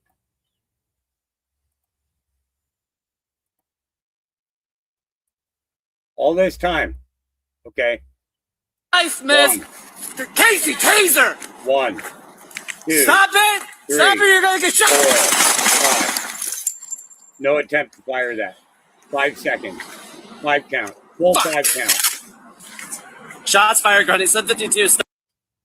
She needs to be fired. She needs to be fired ASAP. Yeah. All right. Cat Turd says, LOL, you can only laugh. Ryan Garrettson says, a person spotted American wine being sold in a grocery store in Kemptville, Ontario. Let's see. Amid the trade war, the federal government is urging people to continue buying Canadian. The sentiment certainly still strong, which is why some shoppers in Kemptville were surprised and upset to see American wine on shelves at a local grocery store. CTV's Dylan Dyson was in Kemptville and brings us more on this tonight. Dylan. Yeah, Patricia, we were alerted to this by a viewer who said a store in Kemptville had set up a full display in the front of the beer and wine section, prominently selling wine from California. I saw the wine on display this morning, and within hours of contacting Loblaw, the dusty U.S. bottles were pulled from the shelves once again. American wine temporarily back on store shelves in Kemptville, Ontario. And I don't know why they would do it. At the Johnson's, your independent grocer, on Tuesday, bottles of red and white CK Mondavi wine from California were displayed prominently at the front of the store's beer and wine section. I think we should be sticking to Canadian wine, not American, especially what's going on with Trump. It's not my choice that they would do that, but I choose not to purchase anything. It's unclear how long the products had been on the shelves for. A viewer said they first noticed the wine for sale on Sunday. The bottle is still on display Tuesday morning.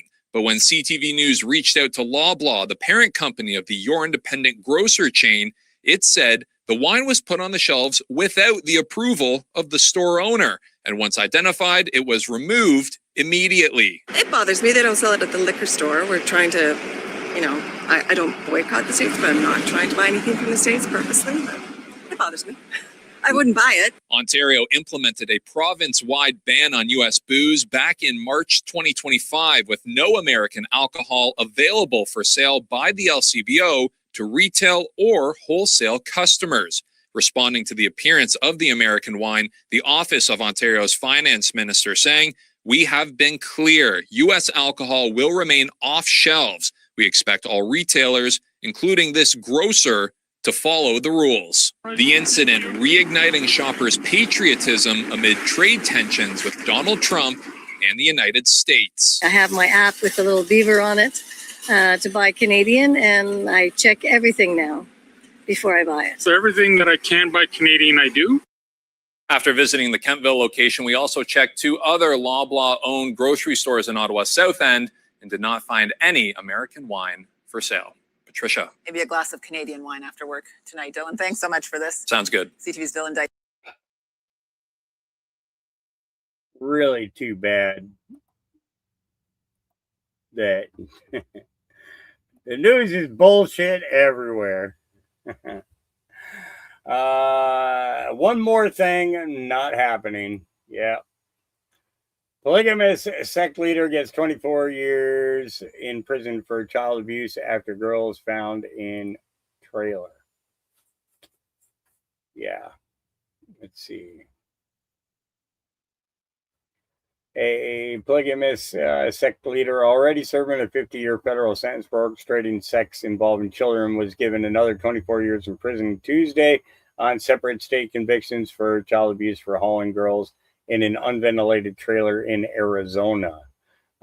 Samuel Bateman, 50, was convicted of 3 child abuse counts stemming from August 2022 traffic stop in Flagstaff that led to the discovery of 3 girls ages 11 through 14 in the trailer. Yeah. So, for the nothing's happening crowd, yeah. Flock cameras. Here we go. The flock cameras that everyone's talking about, right? The ones that read your license plate. Well, I found a wild rabbit hole, and I would love for you guys to come down it with me, because not only does it involve flock and surveillance, but it also includes Trump, Israel, and Epstein. So let's get into it. Now, first we have the flock cameras, right?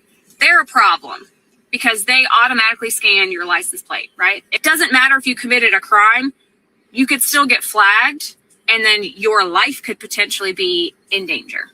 Now, some communities are listening to their residents or their constituents, and they're saying, okay, let's get rid of the flock cameras. But they're not really getting rid of the surveillance technology, they're just replacing it. And what they're replacing it with is a company called Axon. So naturally, I have to start researching who the hell is Axon, right? Follow the paper trail, follow the money. And that's when this went from interesting to conspiracy theory real fucking quick. In February of 2026, Donald Trump had to release his financial records showing like what he invested in, where he was making money, and it was found out that he spent $1 to $5 million to purchase shares in Axon. Axon recently agreed to purchase another surveillance technology company for $625 million called Carbine. Carbine is an Israeli-founded emergency communications company whose technology is used in the United States and internationally. Okay. And when I started researching the people involved in Carbine, I found, wouldn't you know it, former Israeli Prime Minister Ehud Barak and Jeffrey Epstein.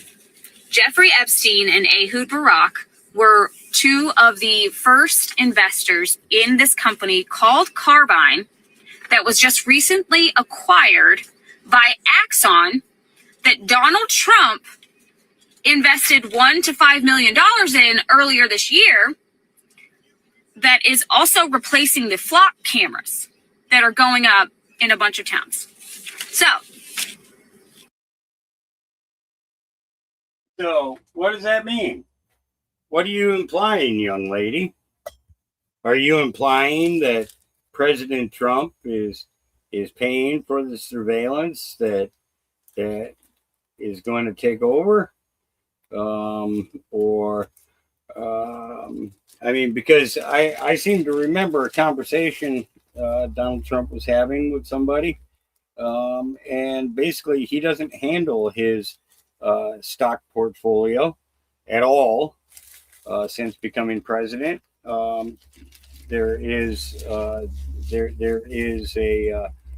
financial group that he belongs with that does investments, but as to Donald Trump himself buying those stocks, I kind of question that.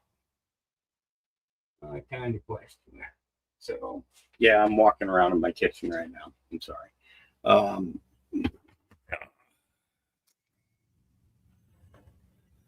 Let's see. Let's keep moving. So, this is for somebody who's always wanted to own a peacock.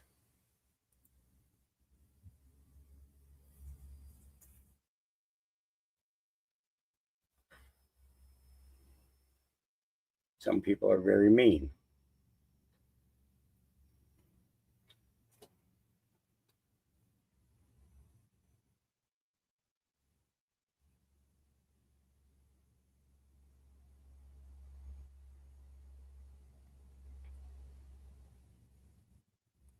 So, beloved peacock Sugar is back on its feet after a mailman brutally attacked the bird by throwing rocks at it.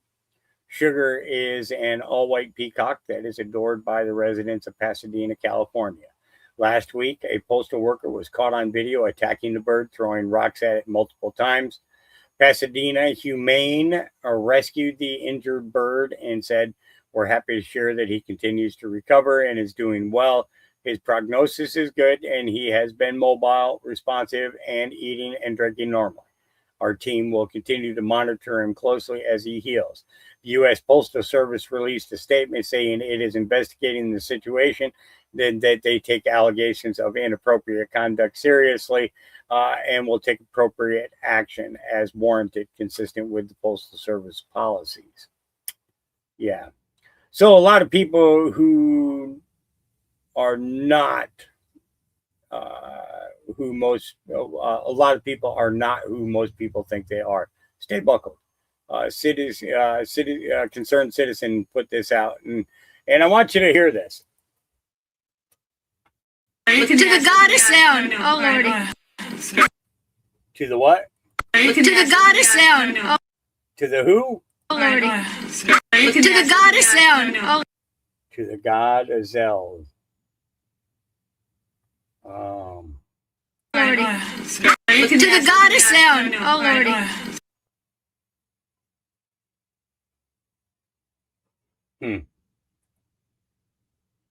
That's the god Azel. The late Dolly Parton, accompanied by Jennifer Aniston and Sandra Bullock, toasting Azels from the Hebrew Bible, in which it's claimed in Jewish scripts Azels was a watcher, fallen angel who rebels against God in the book of Enoch. Yeah. Yeah.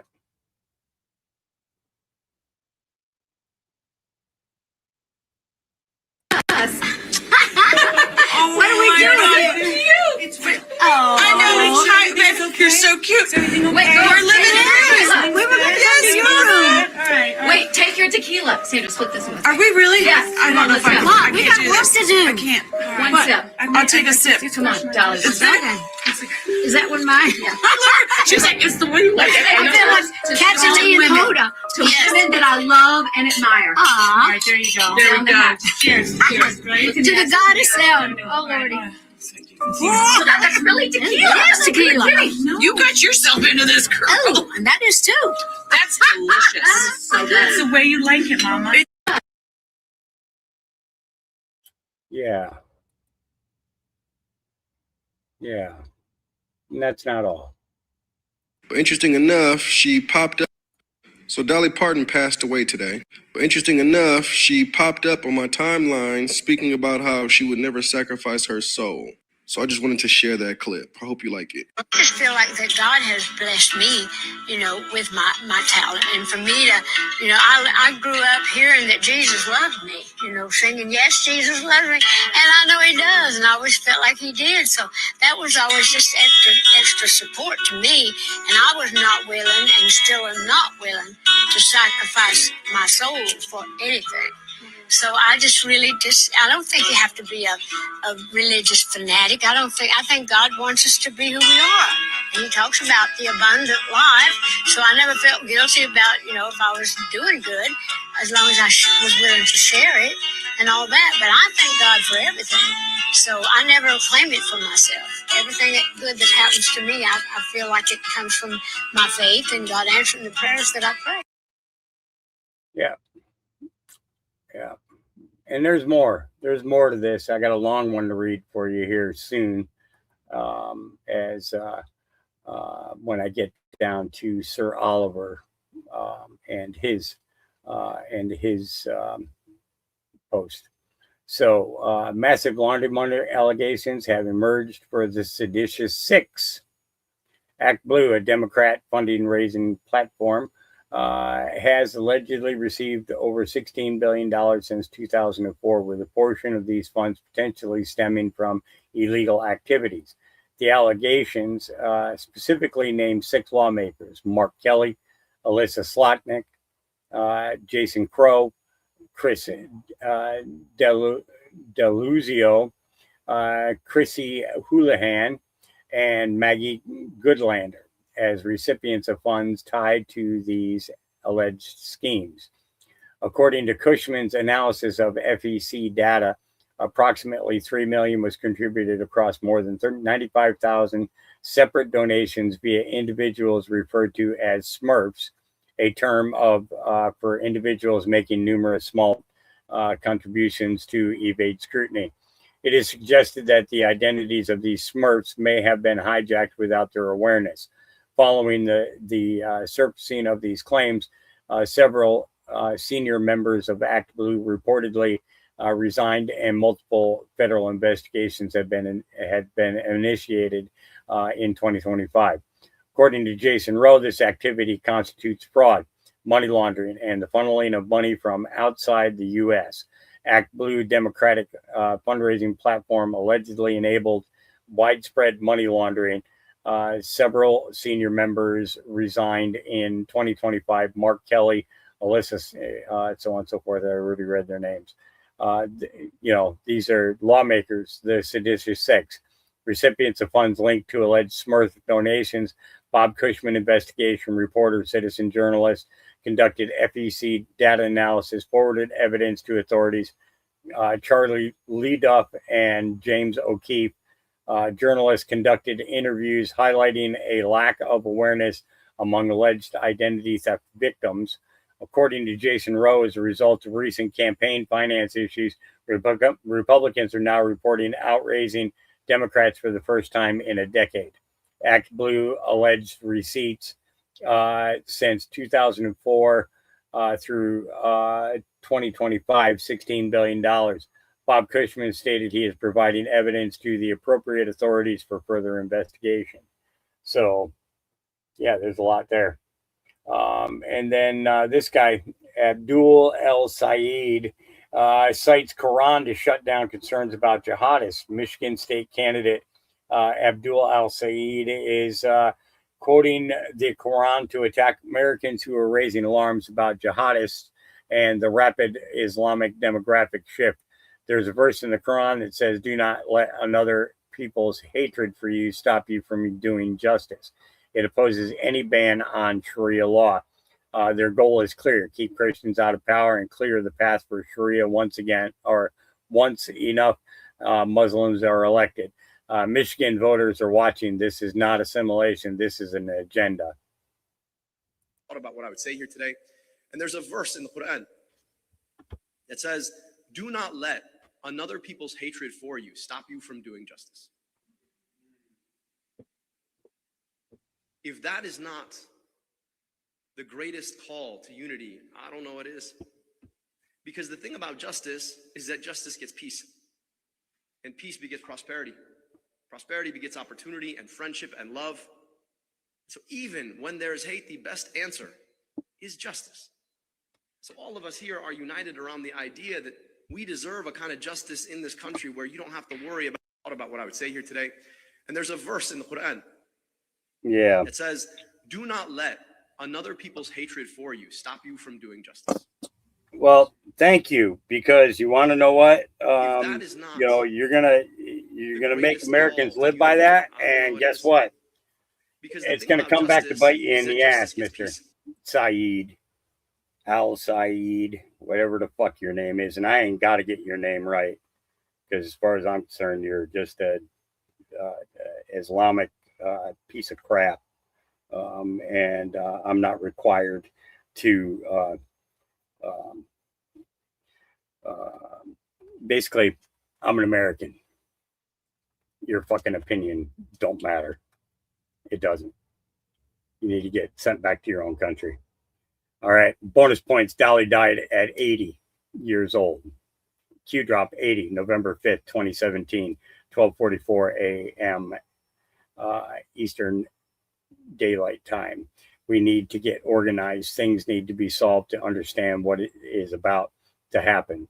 Let's start with Alice in Wonderland, Hillary Clinton in Wonderland by Lewis Carroll. Saudi Arabia, The Bloody Wonderland, Snow White, Wizard and Warlocks. Hope for Haiti Now telethon is on CMT and others now. Watch and donate. We need your help.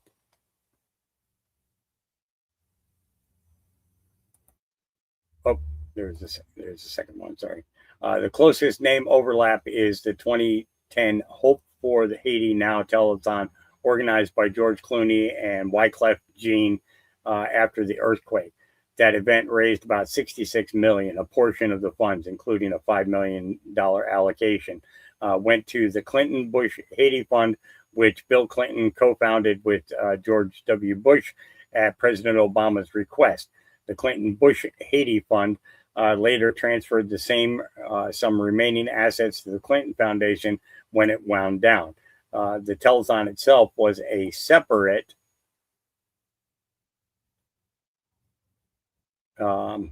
thank you, Anon. FBI military intelligence currently have open investigation into the Clinton Foundation. Why didn't Comey drop this? Who was the FBI director during the Haiti crisis? How many kids disappeared? How much money was sent to the Clinton Foundation under disguise of Haiti relief and actually went to Haiti? What countries donated big money to the Clinton Foundation? Saudi Arabia? Why is this relevant? Snow White.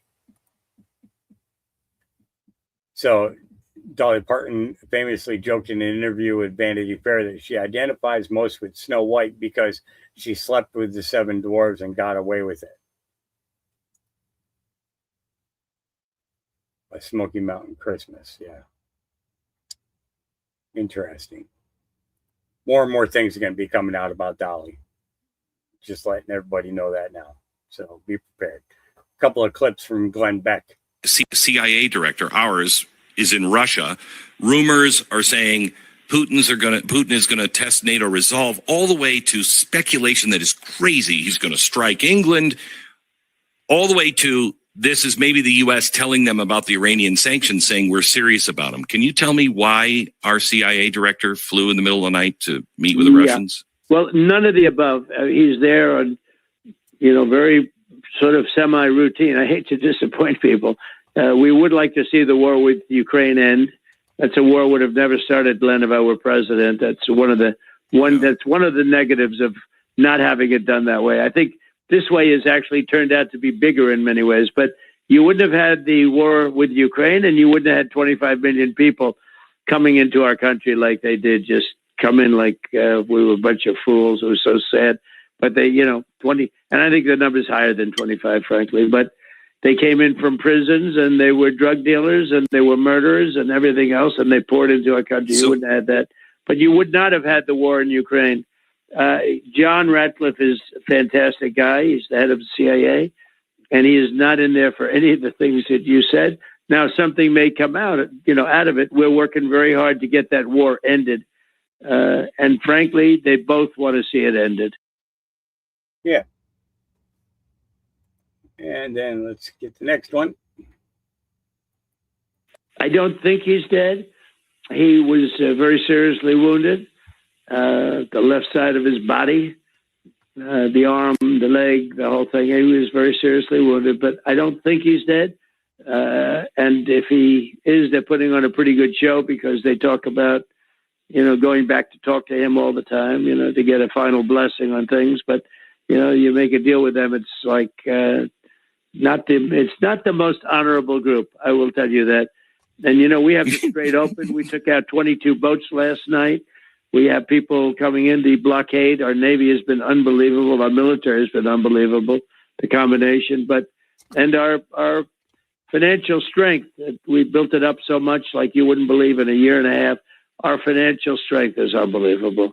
And those things are going toward a very big victory. We had the victory in Venezuela, and we're going to have a big victory here very soon.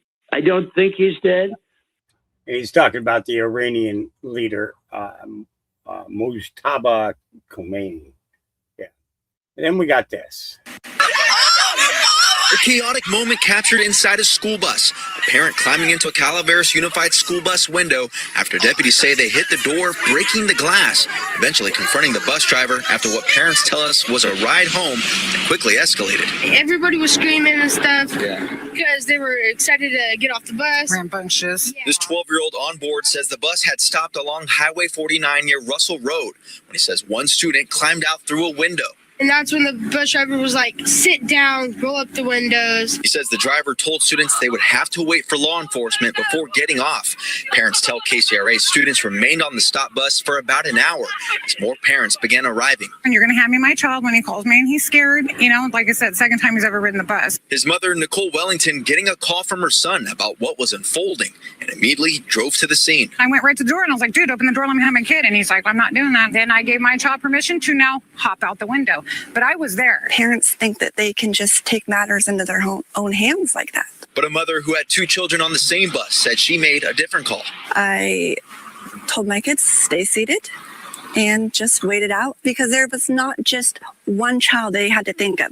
They had to think of every single child on that bus at that time. A separate video shows the parent who climbed inside the bus being arrested.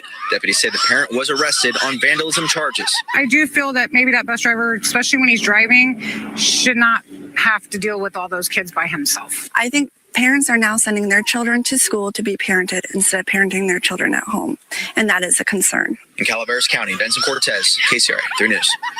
Yep, it's time for parents to take back full control of the education of their children.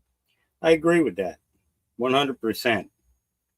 Because the school, I do not believe, is out in the best interest of the students anymore. Teachers are, they're demanding more pay, but they want to teach what they want to teach instead of teaching what the curriculum actually should be. And I think that this kind of stuff has got to come to a stop. I think that homeschooling should be the way that a lot of people are looking at the future and are hopefully preparing to be able to educate their children at home. I know a lot of people who still have their school books, even after all these years from back in the 60s and the 70s, it'd be kind of interesting to see if, how that kind of education will go for our kids, right?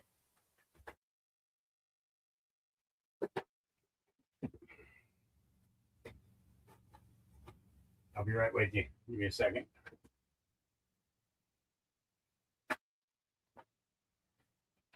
All right.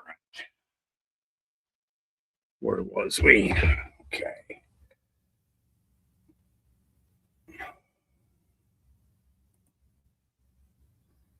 And I already did that. And then we got Jesse Waters with Byron Downs. But nothing New York does makes any sense. And this is what happens, Jesse, when you let communists run your city. They come up with stupid ideas like the entire list you just went through.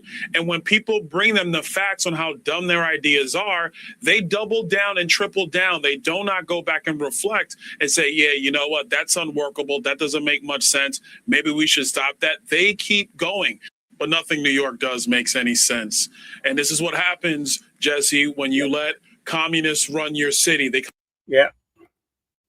And then this is there we go. They are one of the worst countries in the world to deal with. And this has gone on for many years. Wait. Can we say this? I love Canadians and Canada. Correct. I do not like their administration. Okay, well, right? The administration and the previous administration too was terrible. Yes. But they have taken advantage of the United States for many decades, actually. They charge tariffs that are unbelievable, like on milk, 400%. And I just said, we're taking them on. And I took them on at the beginning, but we had so many other things to do because the country was a mess. But I said, we're going to take them on. We're going to stop it. And you saw the Lake Ontario You know, people thought I was kidding. But maybe I wasn't, because the last one you saw was the Gulf of Mexico, is Gulf of America. I know. So now we have a Gulf and we have a lake. Okay, you know, it's very simple. But look, I don't want to go into great detail because it's maybe boring to people, but to me it's not boring. They charge tariffs. They take advantage of us as though they were a state, and they're not a state. And they've taken our car industry, and they've taken our agriculture industry. Yeah. You know, the farmers can't sell anything in there because the tariffs are so enormous, and yet they want to sell in us without any tariffs. So I had a deal that was a pretty good deal, you know, quite good, and because they're afraid that I won't do any business. In other words, we won't trade. They don't have anything that we have to have. Okay, we can get by. I mean, there are a couple of things that would make it a little inconvenient, but we could get them elsewhere. And it's time to teach Canada you can't do this anymore. We lose $60 billion and really more than that, $60 billion a year with Canada. Mr. President, we can't do that. Yep. So, yeah. And then,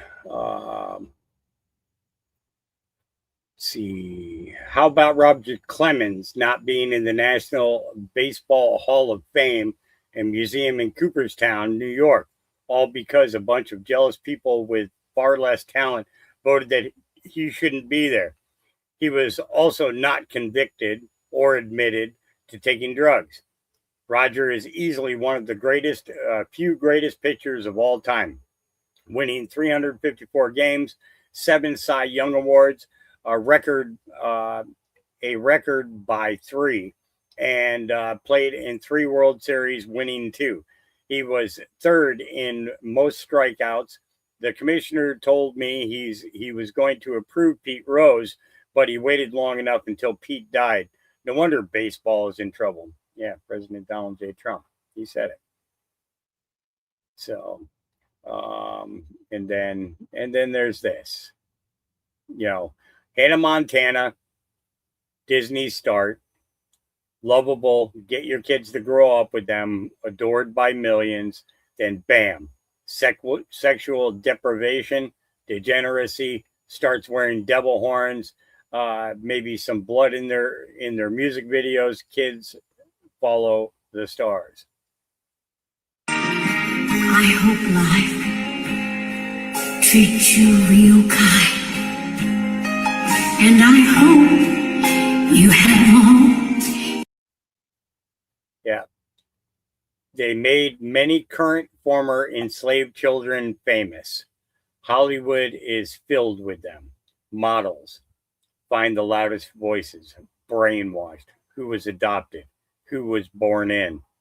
They thought the sheep would follow the stars. Yep.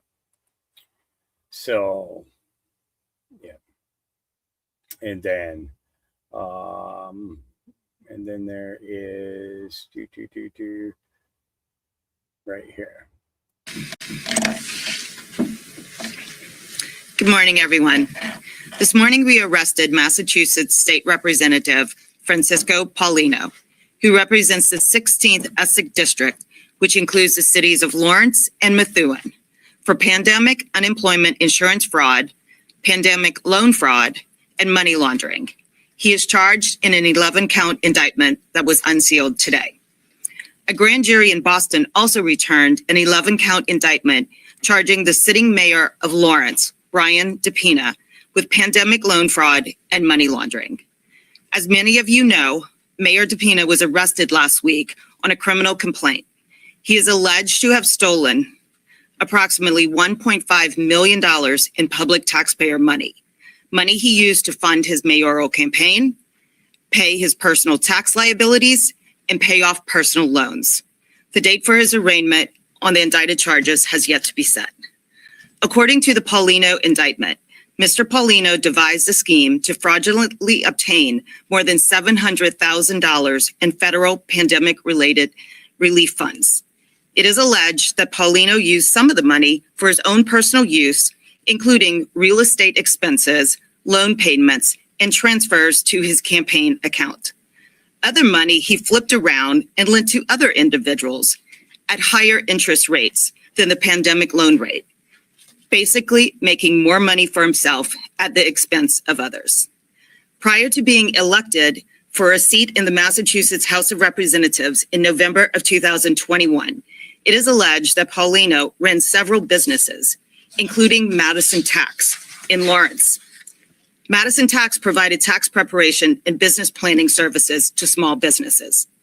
Paulino's alleged fraud began in April of 2020 when he allegedly filed an online application for pandemic unemployment assistance benefits, not for himself, but rather in the name of an unwitting 77-year-old relative.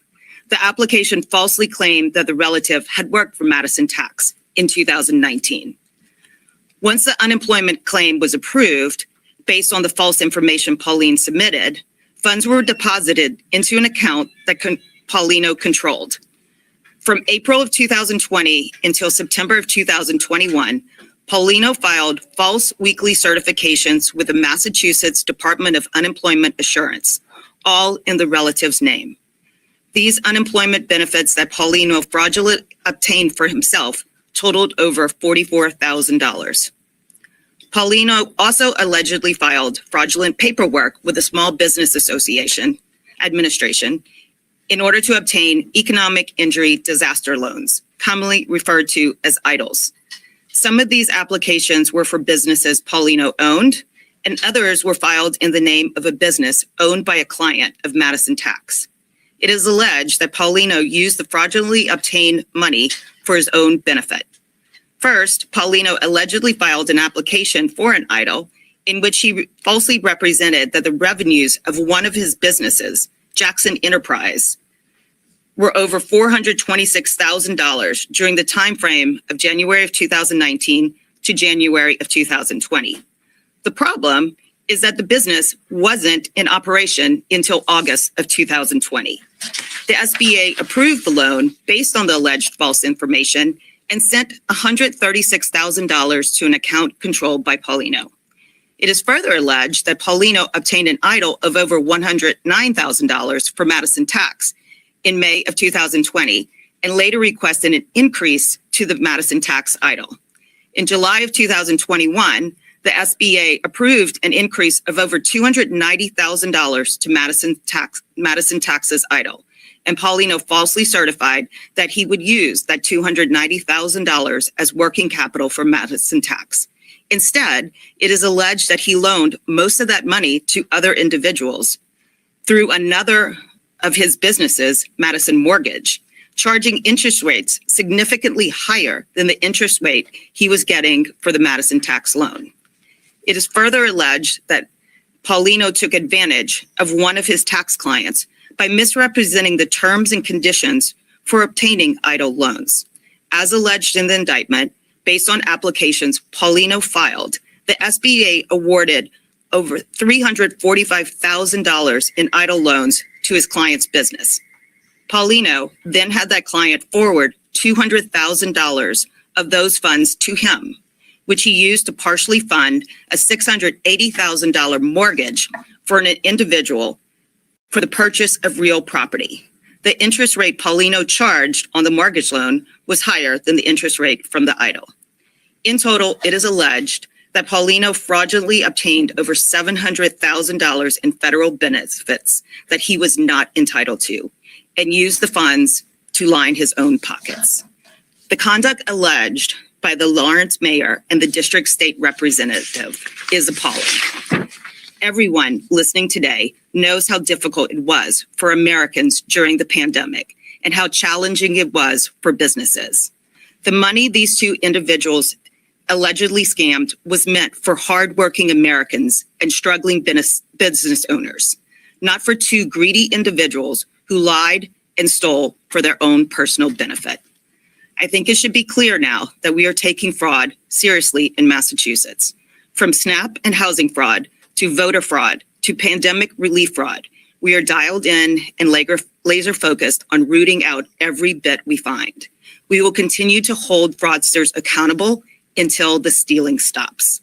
It is never a proud moment when we arrest a public official, but we will continue to do it until the message is received.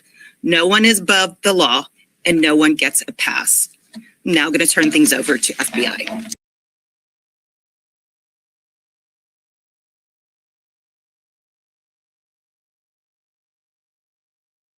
So somebody got in trouble. Somebody got caught. Sometimes you need to, go crazy. Respectfully, Representative Smith, the fact that there are, in fact, some errors that happen in the system. Every system has errors, and it doesn't mean that there are not safeguards in place. There are safeguards, and you as a clerk, having done many registrations previously, understand that there's a process that you go through. And you can ask NASA. There's no process that doesn't have some error inherent in the system. Okay, thank you. And you're very right. When I was the clerk, there were lots of errors in the system. That's largely why I am here. I took off a dead voter in my township. And guess what? That dead voter was put back on. Not by me. That was done by the Secretary of State's office. So we need to do a lot of fixing here in our elections. When I was a clerk at Martin Township, there was a family member who at one point was registered at my in-laws' home. And that family member had died nearly 20 years prior. They were put on the rolls at 2020. They were mailed voter application ballots without the authorization to do that. That's the local clerk's job. So I went in there, removed her from the voting rolls because I know firsthand this family member is dead and deceased. Just this past election cycle, lo and behold, that person was put back on the voter rolls and has a card of the early voting location polling that I actually have and can produce. And that's a problem. Why people need to be concerned about dead people on voter rolls in Michigan is because they're actually being sent ballots. The ones that are being added on are being sent mail-in ballots. There was an audit that was done that found tens of thousands of dead people. I'm going to play the video so you can see just how bad of a situation this is. And they were able to uncover close to 26,000 voters who are likely dead but still remain on the official voter rolls over in Michigan. Here's specifically what they wrote as a part of their findings. Quote, the foundation's analysis of Michigan's voter roll and verifiable death records reveal that, as of August 2021, 25,975 potentially deceased registrants are on Michigan's voter rolls. Of those, 23,663 registrants have been dead for 5 years or more. 17,479 registrants have been dead for at least 10 years, and 3,956 registrants have been dead for at least 20 years. They also discovered that at least 2 of these dead registrants, they were supposedly born before the year 1921, which would make them over 100 years old today. Furthermore, this legal foundation, they said that the majority of these dead individuals, they were marked as being active registrants over on the voter rolls. So that's the most important part right there, is that these dead voters are not just dead and inactive. They are active voters, meaning they are being mailed ballots. Yep. Anybody can fill them out and send them in. And if somebody knows that they were distributed that day, they can be waiting for the mail to pick up those ballots. Yeah. So Joanne says, it's kind of funny how this happened. The next named storm currently forming in the Atlantic is named Dolly. It wasn't just named after Dolly Parton. You see, it's been on the list for pre-named storms for a very long time. What an astounding coincidence, though.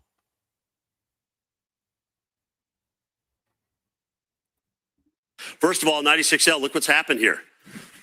NHC down to 60% development through here. So they feel like the atmosphere isn't as conducive for development as we earlier thought. Dolly is the next name. Think about this. The first time they named Dolly was 1953. They substituted Diane in there. That got retired. Dolly came back. This is the most used D name out there. How wild is that? There you see the little spin. I don't know if that's surface or mid-level, but it certainly looks closed off to me. But I mean, look at the atmosphere. This is all dry, stable air here. Dry and stable. So that's what's coming in, and that's what's out ahead of this thing. So, the Google DeepMind doesn't have anything. Doesn't have anything till we get over to the Bahamas and off the southeast coast. The best chance, so says the European, that this develops is now. If it's a TS, we got about 24 hours. So unless it becomes something soon, it likely isn't going to happen, at least for a while. But we'll watch it. It's got to move west. Whatever it is moves west around the subtropical ridge. And as it keeps moving to the west, there is a chance that it gets sheared. See that shear hit it right there? And a lot of the models just kill it. All right, they just kill it right there. But there's still some DNA with this. Hurricane Lala moved through, dumping nearly 4 feet of rain on the Big Island. Landslides, flooding, devastation, and another system, Moke, is on the way. But so, yeah, it's kind of interesting. Yeah. And then this guy, Philly DA Larry Krasner, says he wants the White House ballroom blown up. What? And I'm going to have a paperweight sitting on my desk. You know what that paperweight's going to be? It's going to be a piece of the ballroom after we all blow it up. That's what it's going to be. In an official ceremony, just so we're clear. In an official ceremony, we're going to blow it up, and we're going to give the taxpayers their money back by selling all the pieces as paperweights, and I will have one on my desk. And I'm going to have a paperweight sitting on. Interesting.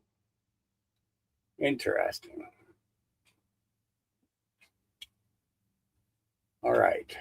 And I believe that this is the last one that we have so many enemies, I feel like, inside our own gates. We have the DSA, and we have Islam, the Red Green Alliance, something I put up on the chalkboard when I was at Fox. And I said, this is going to happen. And everybody said that they'll never work together. And that's exactly what's happening.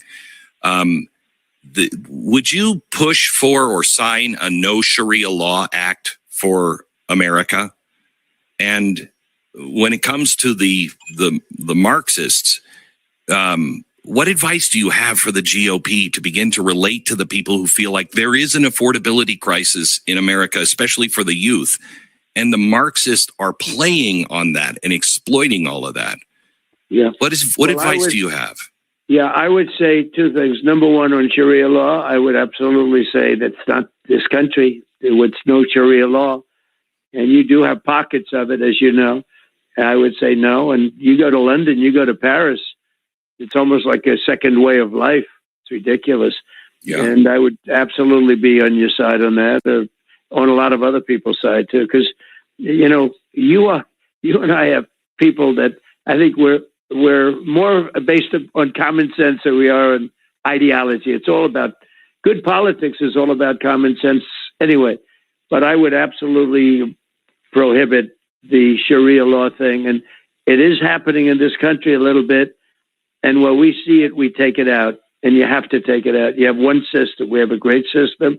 Sometimes it's very frustrating, but it's the best there is that I can see. Yeah. All right. And that is where I'm going to leave it for today. You got 2.5 hours out of me. I only wanted to do 2, and I went over. Yeah, I've got things to do, and I've got to get the generator turned off, or I won't have fuel to come back to you tomorrow. So, until that situation changes, I've got to keep them short and sweet. So, remember, God loves you. Jesus loves you. I love you. And we will see you guys again tomorrow. Not exactly sure what time. I'm kind of thinking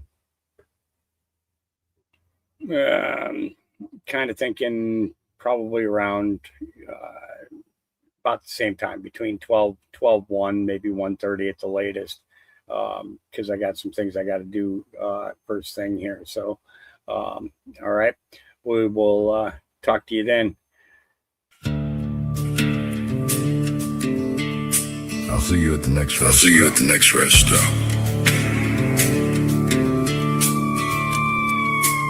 We rested by the roadside. We've talked about what we found.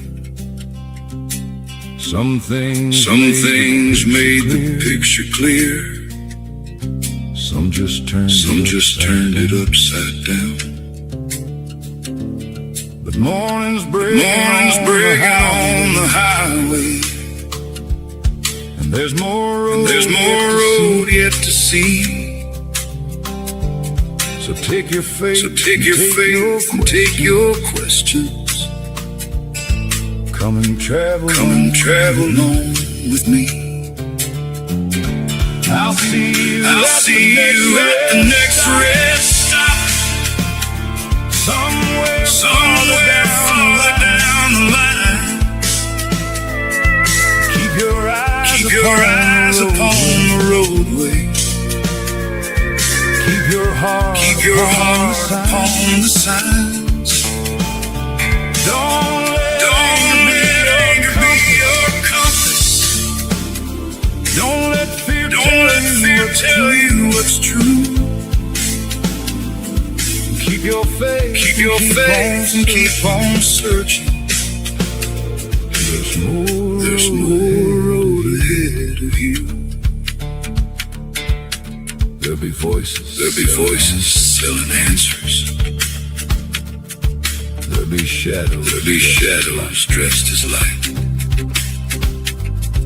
There'll be people making fortunes, keeping neighbor against neighbor in a fight.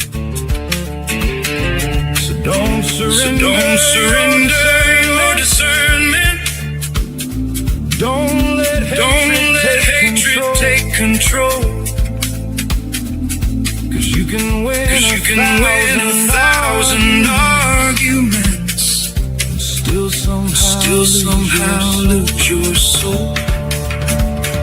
I'll see you at the next rest stop. Somewhere farther down the line. Keep your eyes upon the roadway. Keep your heart upon the signs. Don't let anger be your compass. Don't let fear tell you what's true. Keep your faith and keep on searching. There's more road ahead of you. This is more than news and headlines. More than someone wrong. It's deciding what we'll stand for. When the darker days come on.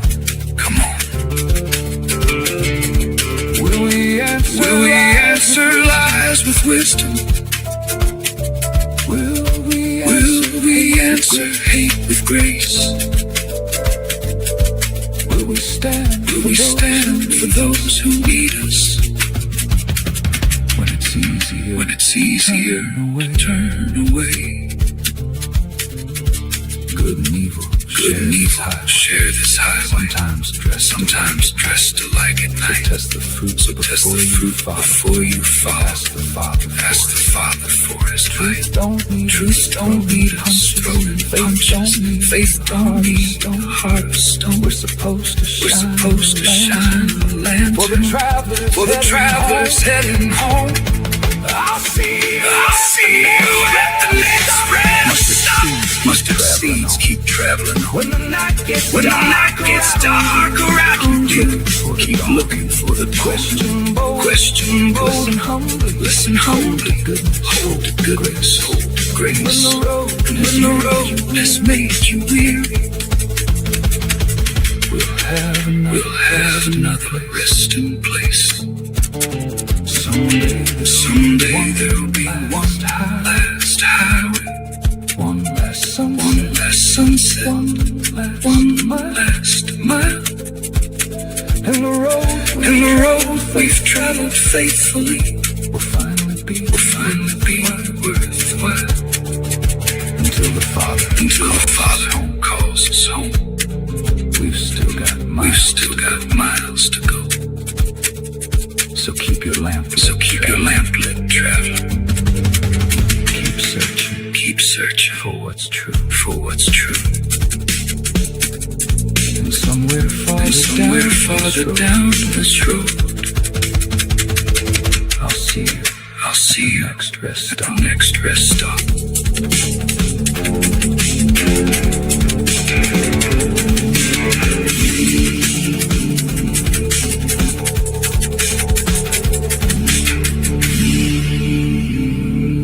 I'll see you at the next rest stop.